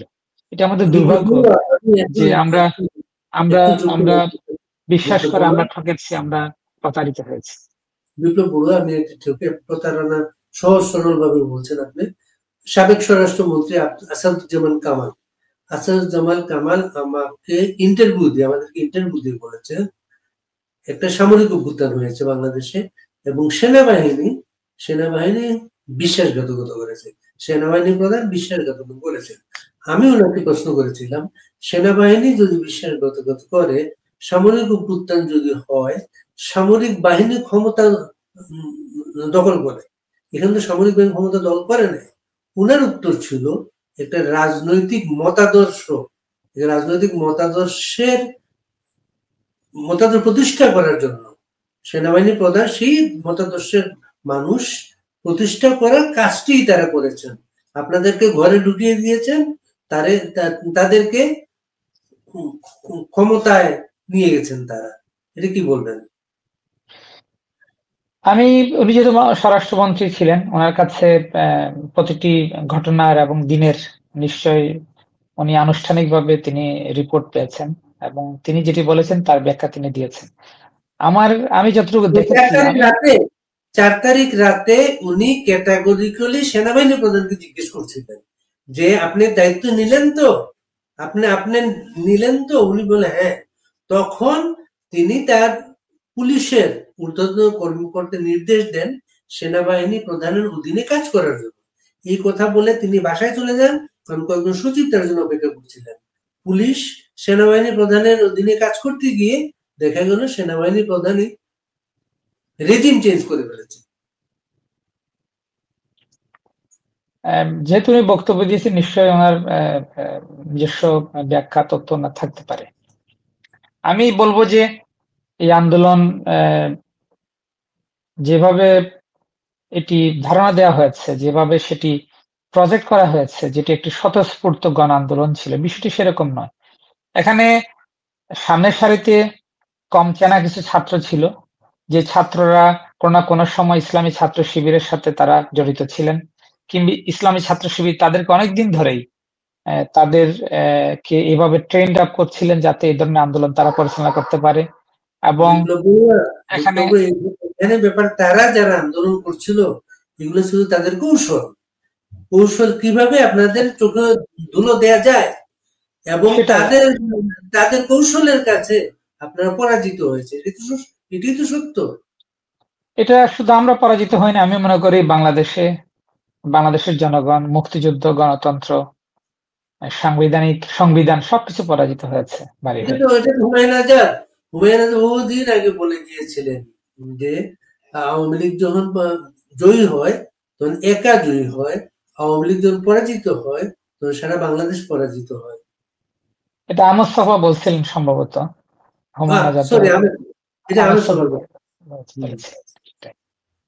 এখন তো বাংলাদেশে আমি এটা কি গণঅভ্যুত্থান আমি বলবো না, আমি মনে করি যে এটাই বাংলাদেশের একটি সাংবিধানিক নির্বাচিত একটি সরকারকে উৎখাত করার জন্য একটি সশস্ত্র জঙ্গি গোষ্ঠীর মেটিকুলাসলি ডিজাইন করা একটি হামলা, রাষ্ট্রের উপর একটি হামলা। আমি সেটি সামরিক বাহিনীও সেটার সাথে কারা জড়িত ছিলেন আমি মনে করি একদিন ইতিহাস সেটি বলবে, এবং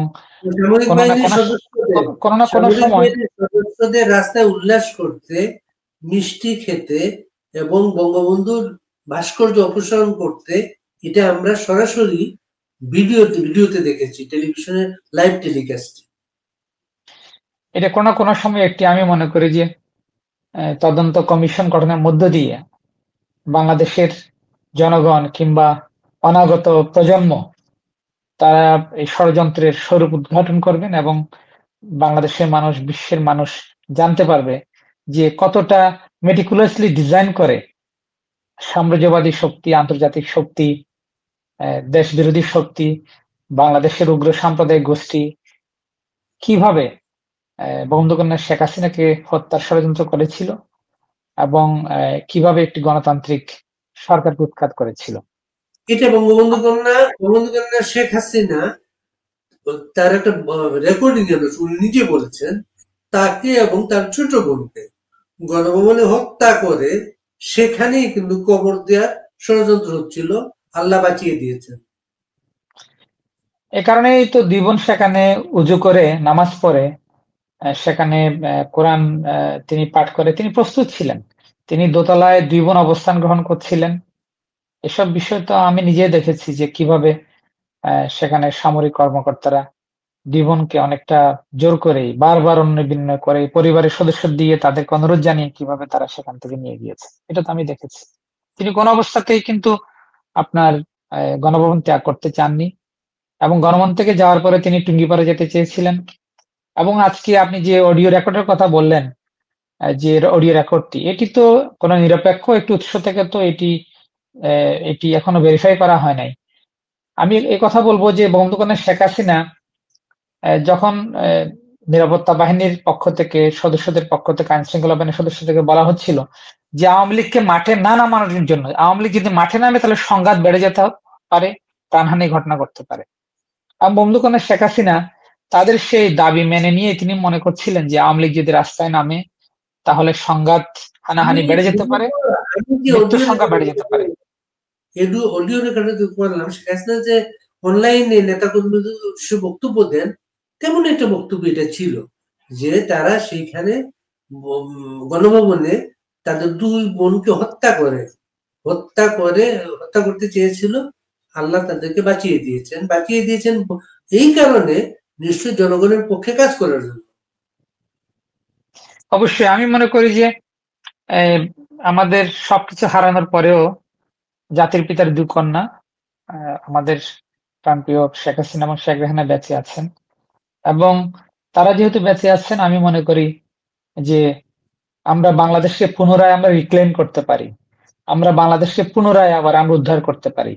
এবং আজকে তো বাংলাদেশের খবর আপনারা জানেন যে সেখানে তো এটি একটি ব্যর্থ রাষ্ট্রে পরিণত হয়েছে। আইন শৃঙ্খলা বলতে কিচ্ছু নেই, আইনের শাসন নেই এবং মানুষের কোনো নিরাপত্তা সেখানে নেই। তা আমি মনে করি যে বাংলাদেশের মানুষ বুঝতে পেরেছে তারা প্রতারিত হয়েছে এবং এই আন্দোলন যে মূলত একটি উগ্রপন্থীদের আন্দোলন ছিল, এই আন্দোলন যে একটি সশস্ত্র সন্ত্রাসী গোষ্ঠীর একটি মেটিকুলাসলি ডিজাইন করা একটি আপনার প্ল্যান ছিল যাতে করে সাধারণ ছাত্রদের হত্যা করে মানুষের মধ্যে রাগ সৃষ্টি করা যায়, ক্ষোভ সৃষ্টি করা যায় এবং তারা কিভাবে পুরো আন্দোলনটাকে নিজেদের মতো করে সাজিয়ে কিভাবে একটি নির্বাচিত সরকারকে উৎখাত করেছে, এটি আমি মনে করি বাংলাদেশের জনগণ এই আন্দোলনে যারা অ্যাক্টর, যারা এই আন্দোলন পরিচালনা করেছে তাদের জবানি থেকে, তাদের ইন্টারভিউ থেকে, তাদের ফেসবুক স্ট্যাটাস থেকে বিষয়টা স্পষ্ট হয়েছে। একজন উপদেষ্টা তো বলছেন, ছাত্র উপদেষ্টা, যে আমরা প্রয়োজনে সশস্ত্র আন্দোলন করার প্রস্তুতি নিয়েছিলাম এবং তারা কিভাবে এক দফা ফর্মুলেট করেছে এবং কিভাবে কারা যে ইসলামী ছাত্র শিবিরের কোন নেতা এই যে প্রোফাইল পিকচার লাল করার জন্য বলেছে, এই বিষয়গুলো তো সামনে চলে আসছে।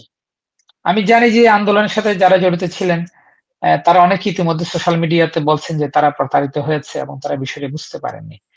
এখন আজকে তো যা ক্ষতি হয়েছে তো বাংলাদেশের, আমরা বঙ্গবন্ধুকে হারানোর পর বঙ্গবন্ধু শেখ হাসিনার নেতৃত্বে একটি সমৃদ্ধ উন্নত বাংলাদেশ, দরিদ্রমুক্ত বাংলাদেশ করার জন্য যে ধরনের রাজনৈতিক কর্মসূচি প্রণয়ন করেছিলাম, বঙ্গবন্ধু শেখ হাসিনা যেভাবে প্রতিটি কাজ যত্ন করে তিনি রাত দিন পরিশ্রম করে যেভাবে দেশটাকে একটি পর্যায়ে নিয়ে গিয়েছিলেন, যেভাবে দেশের অবকাঠামোগত উন্নয়ন করেছেন, দেশের মানুষের ভাগ্যের পরিবর্তন করেছেন, আমি মনে করি যে দরদ দিয়ে, যে ভালোবাসা নিয়ে, যে মমতা নিয়ে, যে দেশপ্রেম নিয়ে বঙ্গবন্ধু শেখ হাসিনা রাষ্ট্র পরিচালনা করেছেন, মানুষকে সেবা দিয়েছেন, আমি মনে করি বাংলাদেশের জনগণ সেটি বুঝতে পেরেছে এবং আজকে তারা পুনরায় বলছে যে আগে ভালো ছিলাম এবং তারা প্রতীক্ষা আছে কবে বঙ্গবন্ধু শেখ হাসিনা ফিরে যাবেন এবং ফিরে গিয়ে বাংলাদেশের জনগণের যে নেতৃত্ব তিনি গ্রহণ করবেন।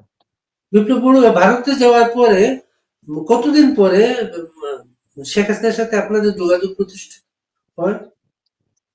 আহ, তিনি আহ, যাওয়ার পরে তিনি যাদের সাথে ওই সময় তো পরিস্থিতি খুব অস্বাভাবিক ছিল এবং বিভিন্ন জায়গায় মানুষকে হত্যা করা হচ্ছিল নির্বিচারে। বাংলাদেশ আওয়ামী লীগের কেন্দ্রীয় কার্যালয় থেকে শুরু করে ধানমন্ডি 32 নম্বর আওয়ামী লীগ নেতাকর্মীদের বাড়িঘর জ্বালিয়ে দেওয়া হচ্ছিল এবং প্রাণ বাঁচানোর জন্য মানুষ দিক বিদিক ছুটে যাচ্ছিল যে কোথায় একটু আশ্রয় পাওয়া যাবে।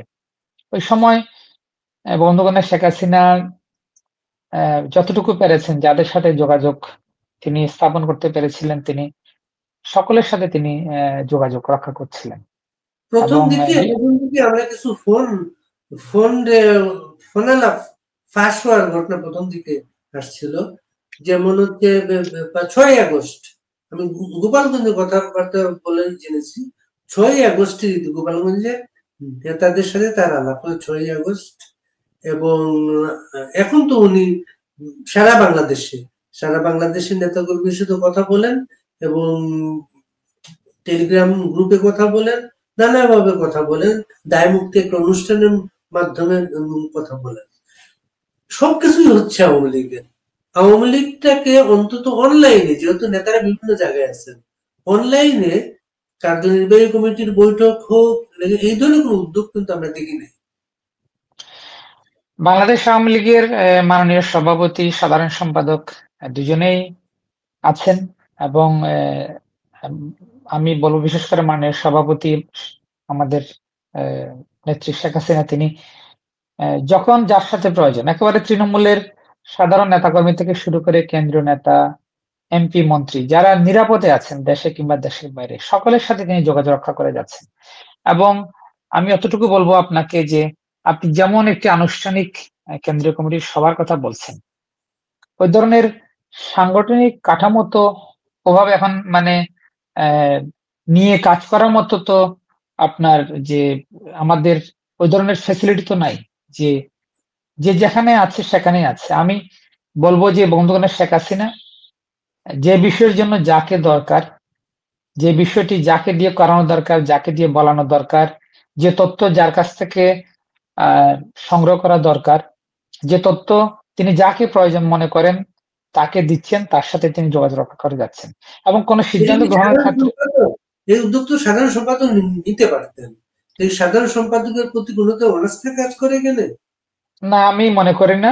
সাধারণ সম্পাদক এবং দলের অন্যান্য সিনিয়র নেতারা যারা আছেন সেখানে প্রতিটি কাজ, প্রতিটি সিদ্ধান্ত এভেলেবল যারা নেতারা রয়েছেন, সিনিয়র নেতারা রয়েছেন, তাদের সাথে মাননীয় প্রধানমন্ত্রীর, আমাদের নেত্রীর নিয়মিত যোগাযোগ আছে, অতটুকু আমি আপনাকে বলতে পারি।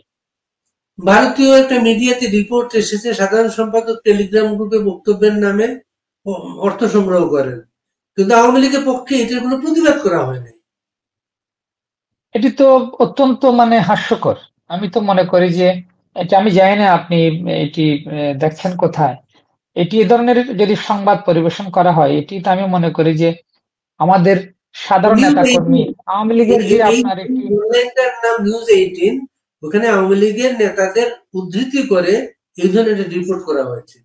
আমি এরপর মনে করি না আমি মনে করি না বাংলাদেশ আওয়ামী লীগের কোনো নেতাকর্মী কে কাউকে ধরে, সাধারণ সম্পাদক তো দূরের বিষয়, কাউকে ধরে যে আমাদের নেত্রীর সাথে যোগাযোগ করতে হবে। তিনি সারাক্ষণ সারাদিন তিনি বাংলাদেশের সকল সাধারণ নেতাকর্মীদের সাথে যোগাযোগ রক্ষা করে চলেন। এবং আমি মনে করি আওয়ামী লীগের যে রাজনৈতিক ঐতিহ্য রয়েছে, আজকে আওয়ামী লীগ পুনরায় জনপ্রিয় হচ্ছে, আমাদের নেত্রী জনপ্রিয় হচ্ছে, বাংলাদেশের মানুষ এই ধরনের একটি দুর্বিষহ, শ্বাসরুদ্ধকর, দম বন্ধ করা পরিবেশ থেকে মুক্তি চায়। এই সময়ে আওয়ামী লীগের জনপ্রিয়তায় যারা ভীত হচ্ছে, যারা ওই যে অবৈধ দখলদার সরকার, আমি মনে করি এটি তাদের একটি ষড়যন্ত্র হতে পারে। তারা এই ধরনের একটি খবর ছাপিয়ে আমাদের রাজনৈতিক ঐতিহ্য, আমাদের নেতাদের ভাবমূর্তি, আমাদের সংগঠন সম্পর্কে একটি বিভ্রান্ত তারা ছড়ানোর জন্য এই ধরনের একটি, আমি বলবো যে সম্পূর্ণ ভিত্তিহীন এবং অত্যন্ত হাস্যকর একটি সংবাদ এটা পরিবেশন করেছে, আমি তাই মনে করি। ক্ষমতায় থাকাকালীন আপনাদের নেতাকর্মী যারা সুবিধা বঞ্চিত বা এখনো সুবিধা বঞ্চিত, আমরা যখন আপনাদের অনলাইনে নিয়ে আসার চেষ্টা করি, আমাদের অনলাইন গুলোর নিচে এসে তারাই এসে আপনাদের বিষোদ্গার করেন। আপনারা এই বিষয়গুলোকে মূল্যায়নের চেষ্টা করেন? আমি একটা কথা বলবো যে দেখেন 5 আগস্টের যে ঘটনা, এই ধরনের একটি ক্যাটাস্ট্রফি, যে একটি মহাপ্রলয়, এটির জন্য তো কারো কোনো প্রস্তুতি ছিল না, এবং এটি চোখের পলকেই আমাদের নেতাকর্মীরা সর্বস্ব সবকিছু হারিয়েছে। আমরা ধানমন্ডি 32 নম্বর হারিয়েছি। আমাদের নেতাকর্মীরা তাদের রাজনৈতিক কার্যালয় শুধু নয়, তাদের বাড়িঘর, ব্যবসা প্রতিষ্ঠান সবকিছু হারিয়েছে।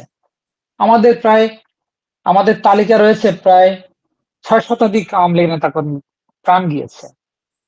হাজার হাজার মানুষ পঙ্গু হয়েছে, এবং লাখ লাখ মানুষ, আমি মনে করি যে তারা উদ্বাস্ত হয়ে গিয়েছে। যারা বাংলাদেশে আছে তারা নিজের গ্রামে, নিজের উপজেলায় থাকতে পারেন না। তারা নিজের শহর ছেড়ে অনেক দূর আর শহরে থাকছেন, এবং বছর ধরে তারা তাদের পরিবারের সদস্যের সাথে তাদের যোগাযোগ বিচ্ছিন্ন রয়েছে। সন্তানকে না পেয়ে মাকে ধরে নিয়ে যাচ্ছে, ছেলেকে না পেয়ে বাবাকে ধরে নিয়ে যাচ্ছে, তার স্বামীকে না পেয়ে স্ত্রীর উপর পাশবিক অত্যাচার চালাচ্ছে। প্রায় 5 লক্ষ ছাত্র, এটি তো প্রথম আলো রিপোর্ট করছে, তারা এই যে পরীক্ষা দিতে পারে নাই, এই এইচএসসি পরীক্ষা দিতে পারে নাই। এসব সংবাদ তো প্রকাশিত হয়েছে। এখন আমি জানি যে আমাদের অবচেতন, মানে আমরা যারা ভিকটিম হয়েছি, আমরা সবকিছু হারিয়েছি, একেবারে নিঃস্ব হয়ে গিয়েছি। আমাদের অনেকের মনে মাঝে মধ্যে অভিমান হয়, রাগ হয়, এবং আমরা মনে করি যে অনেকেই হয়তো মনে করতে পারেন যে এক ধরনের ব্লেম, মানে তারা দিতে পারেন যে হ্যাঁ, এটার জন্য যারা দল পরিচালনা করেছে, যারা সরকারে ছিল, যারা সরকারের গুরুত্বপূর্ণ পদে ছিল, দলে ছিল, তাদের দায় রয়েছে। আমি তাদের সেন্টিমেন্টের সাথে একাত্ম হয়ে বলবো, অবশ্যই আমি মনে করি যে বাংলাদেশ আওয়ামী লীগের ব্যর্থতা রয়েছে, আমাদের সরকারের ব্যর্থতা রয়েছে। আমরা এই ধরনের একটি মহা বিপর্যয় সম্পর্কে আমরা জনগণকে সতর্ক করতে পারি নাই। সেটি মোকাবেলার জন্য আমরা দলকেও আমরা ব্যবহার করতে পারি নাই। এখন তাদের বেদনার জায়গা থেকে, হতাশার জায়গা থেকে সোশ্যাল মিডিয়াতে যারা বিরূপ মন্তব্য করেন, আমি এটি প্রত্যাশিত মনে করি। এটি আমি মনে করি প্রত্যাশিত। তবে আমি তাদের উদ্দেশ্যে বিনয়ের সাথে কথাটি বলবো যে তারা যেভাবে বিষয়টি দেখছেন, যে যা হারিয়েছে তার কাছে সেটি অনেক বড়, মহামূল্যবান। আমি মনে করি যে আজকে যারা আওয়ামী লীগের রাজনীতির সাথে যারা সম্পৃক্ত ছিল, মন্ত্রী বলেন, এমপি বলেন, সাধারণ কর্মী বলেন, সবাই সবকিছু হারিয়েছে। যে যেখানে আছে সেখানে সবাই নিরাপত্তাহীনতার মধ্যে আছে। যারা দেশের বাইরে আছে তারা একটা গ্লানিকর জীবন নিয়ে আছে। অনেক জায়গায় অনেককে রাজনৈতিক আশ্রয় নিতে হয়েছে। আমি গতকাল একজনের সাথে কথা বলছিলাম, যুক্তরাজ্যে রয়েছে, সে একটি রিফিউজি ক্যাম্পে আছে, তার স্ত্রী সন্তান সহ, এবং একটি রুমের মধ্যে তারা থাকছেন, এবং খুব অত্যন্ত মানবতার জীবনযাপন করছেন।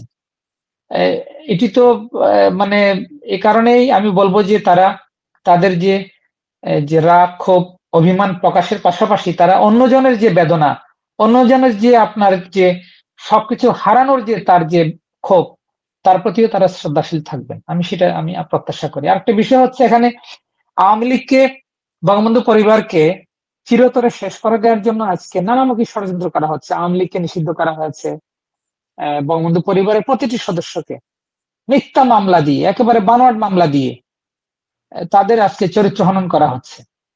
চুইলক সিদ্দিকী, তিনি ব্রিটিশ পার্লামেন্টের এমপি ছিলেন, তার সাথে তো আওয়ামী লীগের কোনো সম্পর্ক নাই। তিনি তো লন্ডনে একটি নির্বাচনী এলাকার জনগণের ভোটে হাউস অব কমন্স এর তিনি সদস্য হয়েছিলেন। এই যে সায়মাওয়াজেদ পুতুল, মানে প্রধানমন্ত্রীর কন্যা, তিনি তো রিজনাল ডিরেক্টর হয়েছিলেন বিশ্ব স্বাস্থ্য সংস্থার। এটি তো বাংলাদেশের মর্যাদা, গৌরব তিনি বৃদ্ধি করেছেন। আজকে যাদের সাথে রাজনীতির সরাসরি কোনো সম্পর্ক নেই, শুধু বঙ্গবন্ধু পরিবারের সদস্য হওয়ার কারণেও তাদেরকে আজকে জাতীয় আন্তর্জাতিক ভাবে তাদেরকে হেয় করা হচ্ছে। এবং অনেক সময় আওয়ামী লীগের নেতাকর্মীরা, আওয়ামী লীগ যে প্রাতিষ্ঠানিকভাবে একটি আপাদমস্তক দুর্নীতিবাজ দল ছিল, এই ধরনের একটি ন্যারেটিভ এই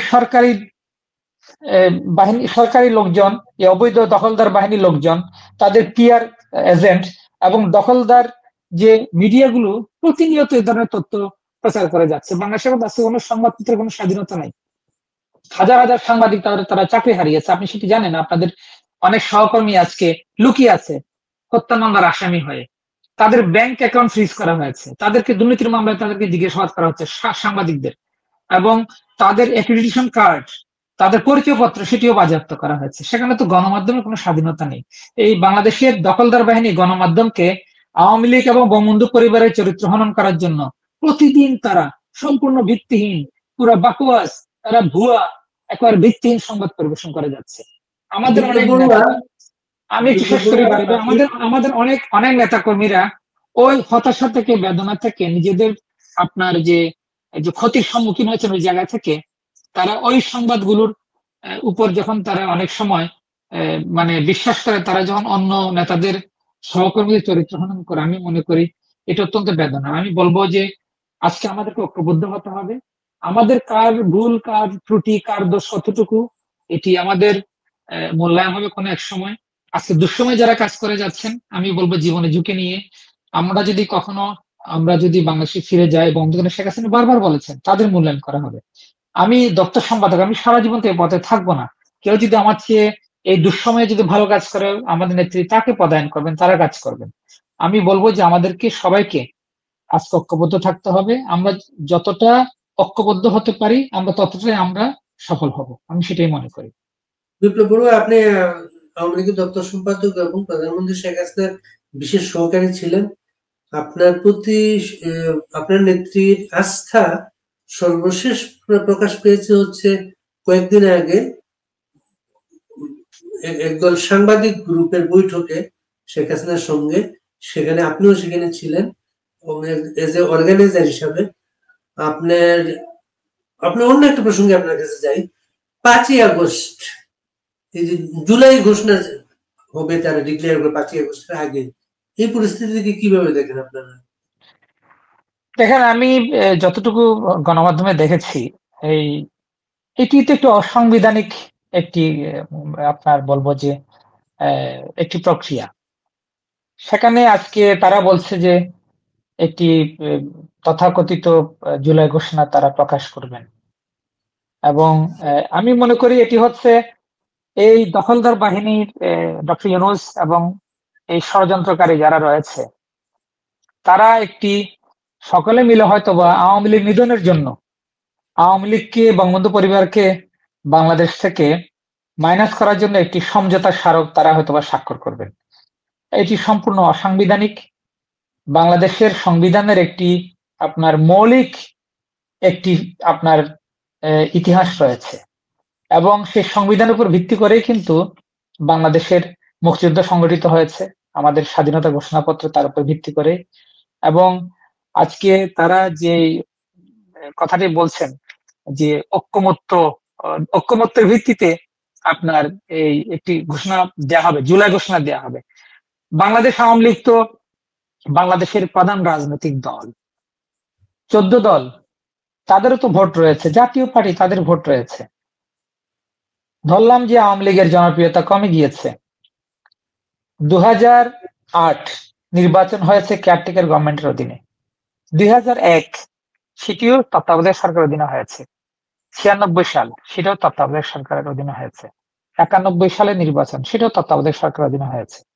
এই 4টি নির্বাচনের ভোট সংখ্যাকে যদি হিসাব করি আমরা দেখতে পাবো বাংলাদেশ আওয়ামী লীগ অ্যাভারেজে এই 4টি নির্বাচনে, যে নির্বাচনগুলো কেয়ারটেকার গভর্নমেন্টের অধীনে হয়েছে, সেখানে আওয়ামী লীগ কম করে হলেও শতকরা 35 ভাগ ভোট পেয়েছে অ্যাভারেজে। আমি ধরলাম যে আওয়ামী লীগের জনপ্রিয়তা কমেছে কিছুটা। 14 দলের ভোট রয়েছে, জাতীয় পার্টির ভোট রয়েছে। তো দেশের 35% জনগণকে মাইনাস করে দিয়ে কিভাবে একটা দেশে এক ধরনের ঐক্যমত্যের ভিত্তিতে এই কি জুলাই ঘোষণা পত্র, এটা বৈধতা কতটুকু? এটা সম্পূর্ণ অসাংবিধানিক একটি প্রক্রিয়া।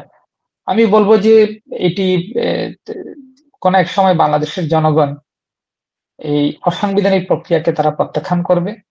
এবং এটি নিয়ে তো তাদের যে সমস্ত দলগুলো এই জুলাই সনদের কথা বলছে, তাদের মধ্যে তো এক ধরনের মত ভিন্নতা রয়েছে। সেখানে তো আজকে যারা এই জুলাই ঘোষণাপত্রে কাজ করছে, তারা তো বাংলাদেশের নাগরিক না। তারা যারা বাংলাদেশের আনুগত্য বাতিল করে বিদেশি রাষ্ট্রের প্রতি আনুগত্য প্রকাশ করেছে, তারা বাংলাদেশের সংবিধান সংশোধন করবেন? এটা পৃথিবীর কোন দেশে হয়েছে? আমি নিশ্চিতভাবে বলতে পারি যে যারা গণতান্ত্রিক, যারা সাংবিধানিক শাসন ব্যবস্থায় বিশ্বাস করে, তারা অবশ্যই এই এই ধরনের একটি অসাংবিধানিক প্রক্রিয়ার বিরুদ্ধে তারা প্রতিবাদ করবেন এবং তারা এটিকে অগ্রহণযোগ্য মনে করে তারা প্রত্যাখ্যান করবেন। আমি সেটি প্রত্যাশা করি। এবং এই ঘোষণার মাধ্যমে হয়তো টার্গেট করা হচ্ছে ক্ষমতার কাঠামোয় আপনাদের সর্বশেষ স্মৃতি রাষ্ট্রপতিকে অপসারণ করা। এই ধরনের ষড়যন্ত্র তারা তো অনেকবারই করেছে, যে দেশের নির্বাচিত রাষ্ট্রপতিকে, সাংবিধানিকভাবে নির্বাচিত রাষ্ট্রপতিকে তারা সরিয়ে দিবেন। এটি অনেকবার ষড়যন্ত্র তারা করেছে, তো সফল তো হয়নি। আমি মনে করি যে আগামীতে তারা সফল হবে না। এবং শুধু রাষ্ট্রপতিকে আপনার সরিয়ে দেয়া না, আমি মনে করি যে সরকারের যে অসাংবিধানিক এবং বেআইনি যে সমস্ত কর্মকাণ্ড হয়েছে, যেমন প্রধান বিচারপতি নিয়োগ, এটি তো সম্পূর্ণ বেআইনিভাবে হয়েছে। এবং আপনার প্রধানমন্ত্রী তো পদত্যাগপত্র তারা দেখাতে পারেনি, প্রধান বিচারপতির পদত্যাগপত্র তারা দেখাতে পারেনি। এইগুলো সব তো গায়ের জোরে হচ্ছে। এবং প্রধান বিচারপতি কোনোদিন গিয়ে বাংলাদেশে প্রধানমন্ত্রীর সাথে সাক্ষাৎ করেছেন? এটা তো বিএনপির সময় হয়নি, আওয়ামী লীগের সময় হয়নি। আজকে তো ডক্টর ইউনূস তো প্রধান বিচারপতিকে ডেকে এনে সিদ্ধান্ত দিচ্ছেন যে কি রায় তাকে দিতে হবে। আমি একটু আগে দেখছিলাম যে বিচার বিভাগের কি অবস্থা। এই নিয়ে তো এই সরকারের যারা সমর্থক, যারা এই সরকারের পক্ষে, বৈধতার পক্ষে সারাদিন ইউটিউবে কথা বলছেন, তারাও তো আজকে প্রশ্নগুলো সামনে নিয়ে আসছেন। আমি একটা কথা বলবো যে এই বাংলাদেশটা হচ্ছে বাংলাদেশের জনগণের, এবং এই বাংলাদেশের জনগণ জানে যে কোনটা সঠিক, কোনটা বেঠিক। এটি আজকে সময়ের কারণে, একটি সময়ের প্রেক্ষিতে মনে হতে পারে যে একটি মিথ্যার উপর, একটি ষড়যন্ত্রের উপর একটি সফলতার কাহিনী গ্রহণযোগ্যতা পেয়েছে। কিন্তু কোনো না কোনো সময় আপনার কালের পরিক্রমায় আমি জানি, নিশ্চিতভাবে জানি যে বাংলাদেশের জনগণ এই প্রতারণা, এই মিথ্যা, এই ষড়যন্ত্র তারা একসময় বুঝতে পারবে এবং এই দখলদার বাহিনীকে তারা প্রত্যাখ্যান করবে। পুরো সরকারি কাঠামোর ঘোষণাটা, শপথটা হচ্ছে তারা শেখ হাসিনাকে ফাঁসি দেবেন, তারপরে আওয়ামী লীগ মাইনাস আওয়ামী লীগরা ইলেকশন করবেন, ইলেকশনের মাধ্যমে তারা জাতীয় ঐক্যমত্য প্রতিষ্ঠা করবেন। আমি এই কথাটি তো আপনাকে বলেছি, শতকরা 35% জনগণের অভিপ্রায়, ইচ্ছা, সমর্থন, মতামতকে উপেক্ষা করে একটি দেশে কি আপনার ঐক্যমত্য প্রতিষ্ঠা করা সম্ভব? তাহলে বাংলাদেশের ইন্টিগ্রিটি কি থাকবে? এটা আজকে যারা এই কাজগুলো করছেন এবং যারা এই কথাগুলো বলছেন, আমি মনে করি তারা তো আগুন নিয়ে খেলছেন। এই দেশে তো সারা জীবন তো কেউ শাসন করবে না, এই দেশের তো মালিক তো আজকে যারা আছে তারা সারা জীবন থাকবে না। এই ধরনের ইতিহাসে উত্থান পতন তো বাড়বে, আপনিও দেখেছেন, আমাদের বয়স কম, আমরাও দেখেছি। হ্যাঁ, আমাদের দায় ছিল, আমরা ভুল ভ্রান্তি করেছি, এটি আমাদের এডমিট করতে কোনো আমাদের বিন্দুমাত্র কোনো দ্বিধা নেই। এবং সময় সুযোগ আসলে আমাদের দল আনুষ্ঠানিকভাবে যতটুকু ভুল আমরা করেছি তার দায় আমরা নিব, সে সৎ সাহস আমাদের রয়েছে। কিন্তু আজকে যারা এই বাংলাদেশকে অসাংবিধানিক ভাবে দখলে রেখে দেশের সংবিধান, দেশের রাষ্ট্র পরিচালনার নীতিগুলো যে আপনার পরিবর্তন করার কথা ভাবছেন, আমি মনে করি এটি কোনোভাবেই গ্রহণযোগ্য নয়। বিপ্লব বড়ুয়া, আপনাকে অনেক ধন্যবাদ। অনেক সময় আপনার পেয়েছি আমরা, অনেক প্রশ্নের উত্তর আমরা পেয়েছি আমরা। ভালো থাকবেন, আপনারা ঐক্যবদ্ধ থাকবেন। আপনারা ঐক্যবদ্ধ থাকলে বাংলাদেশটা ভালো থাকবে। আমি আপনাকে ধন্যবাদ জানাই, বিশেষ করে যারা প্রবাসে রয়েছেন। আমি বলবো যে এই বাংলাদেশ আপনাদের মাতৃভূমি।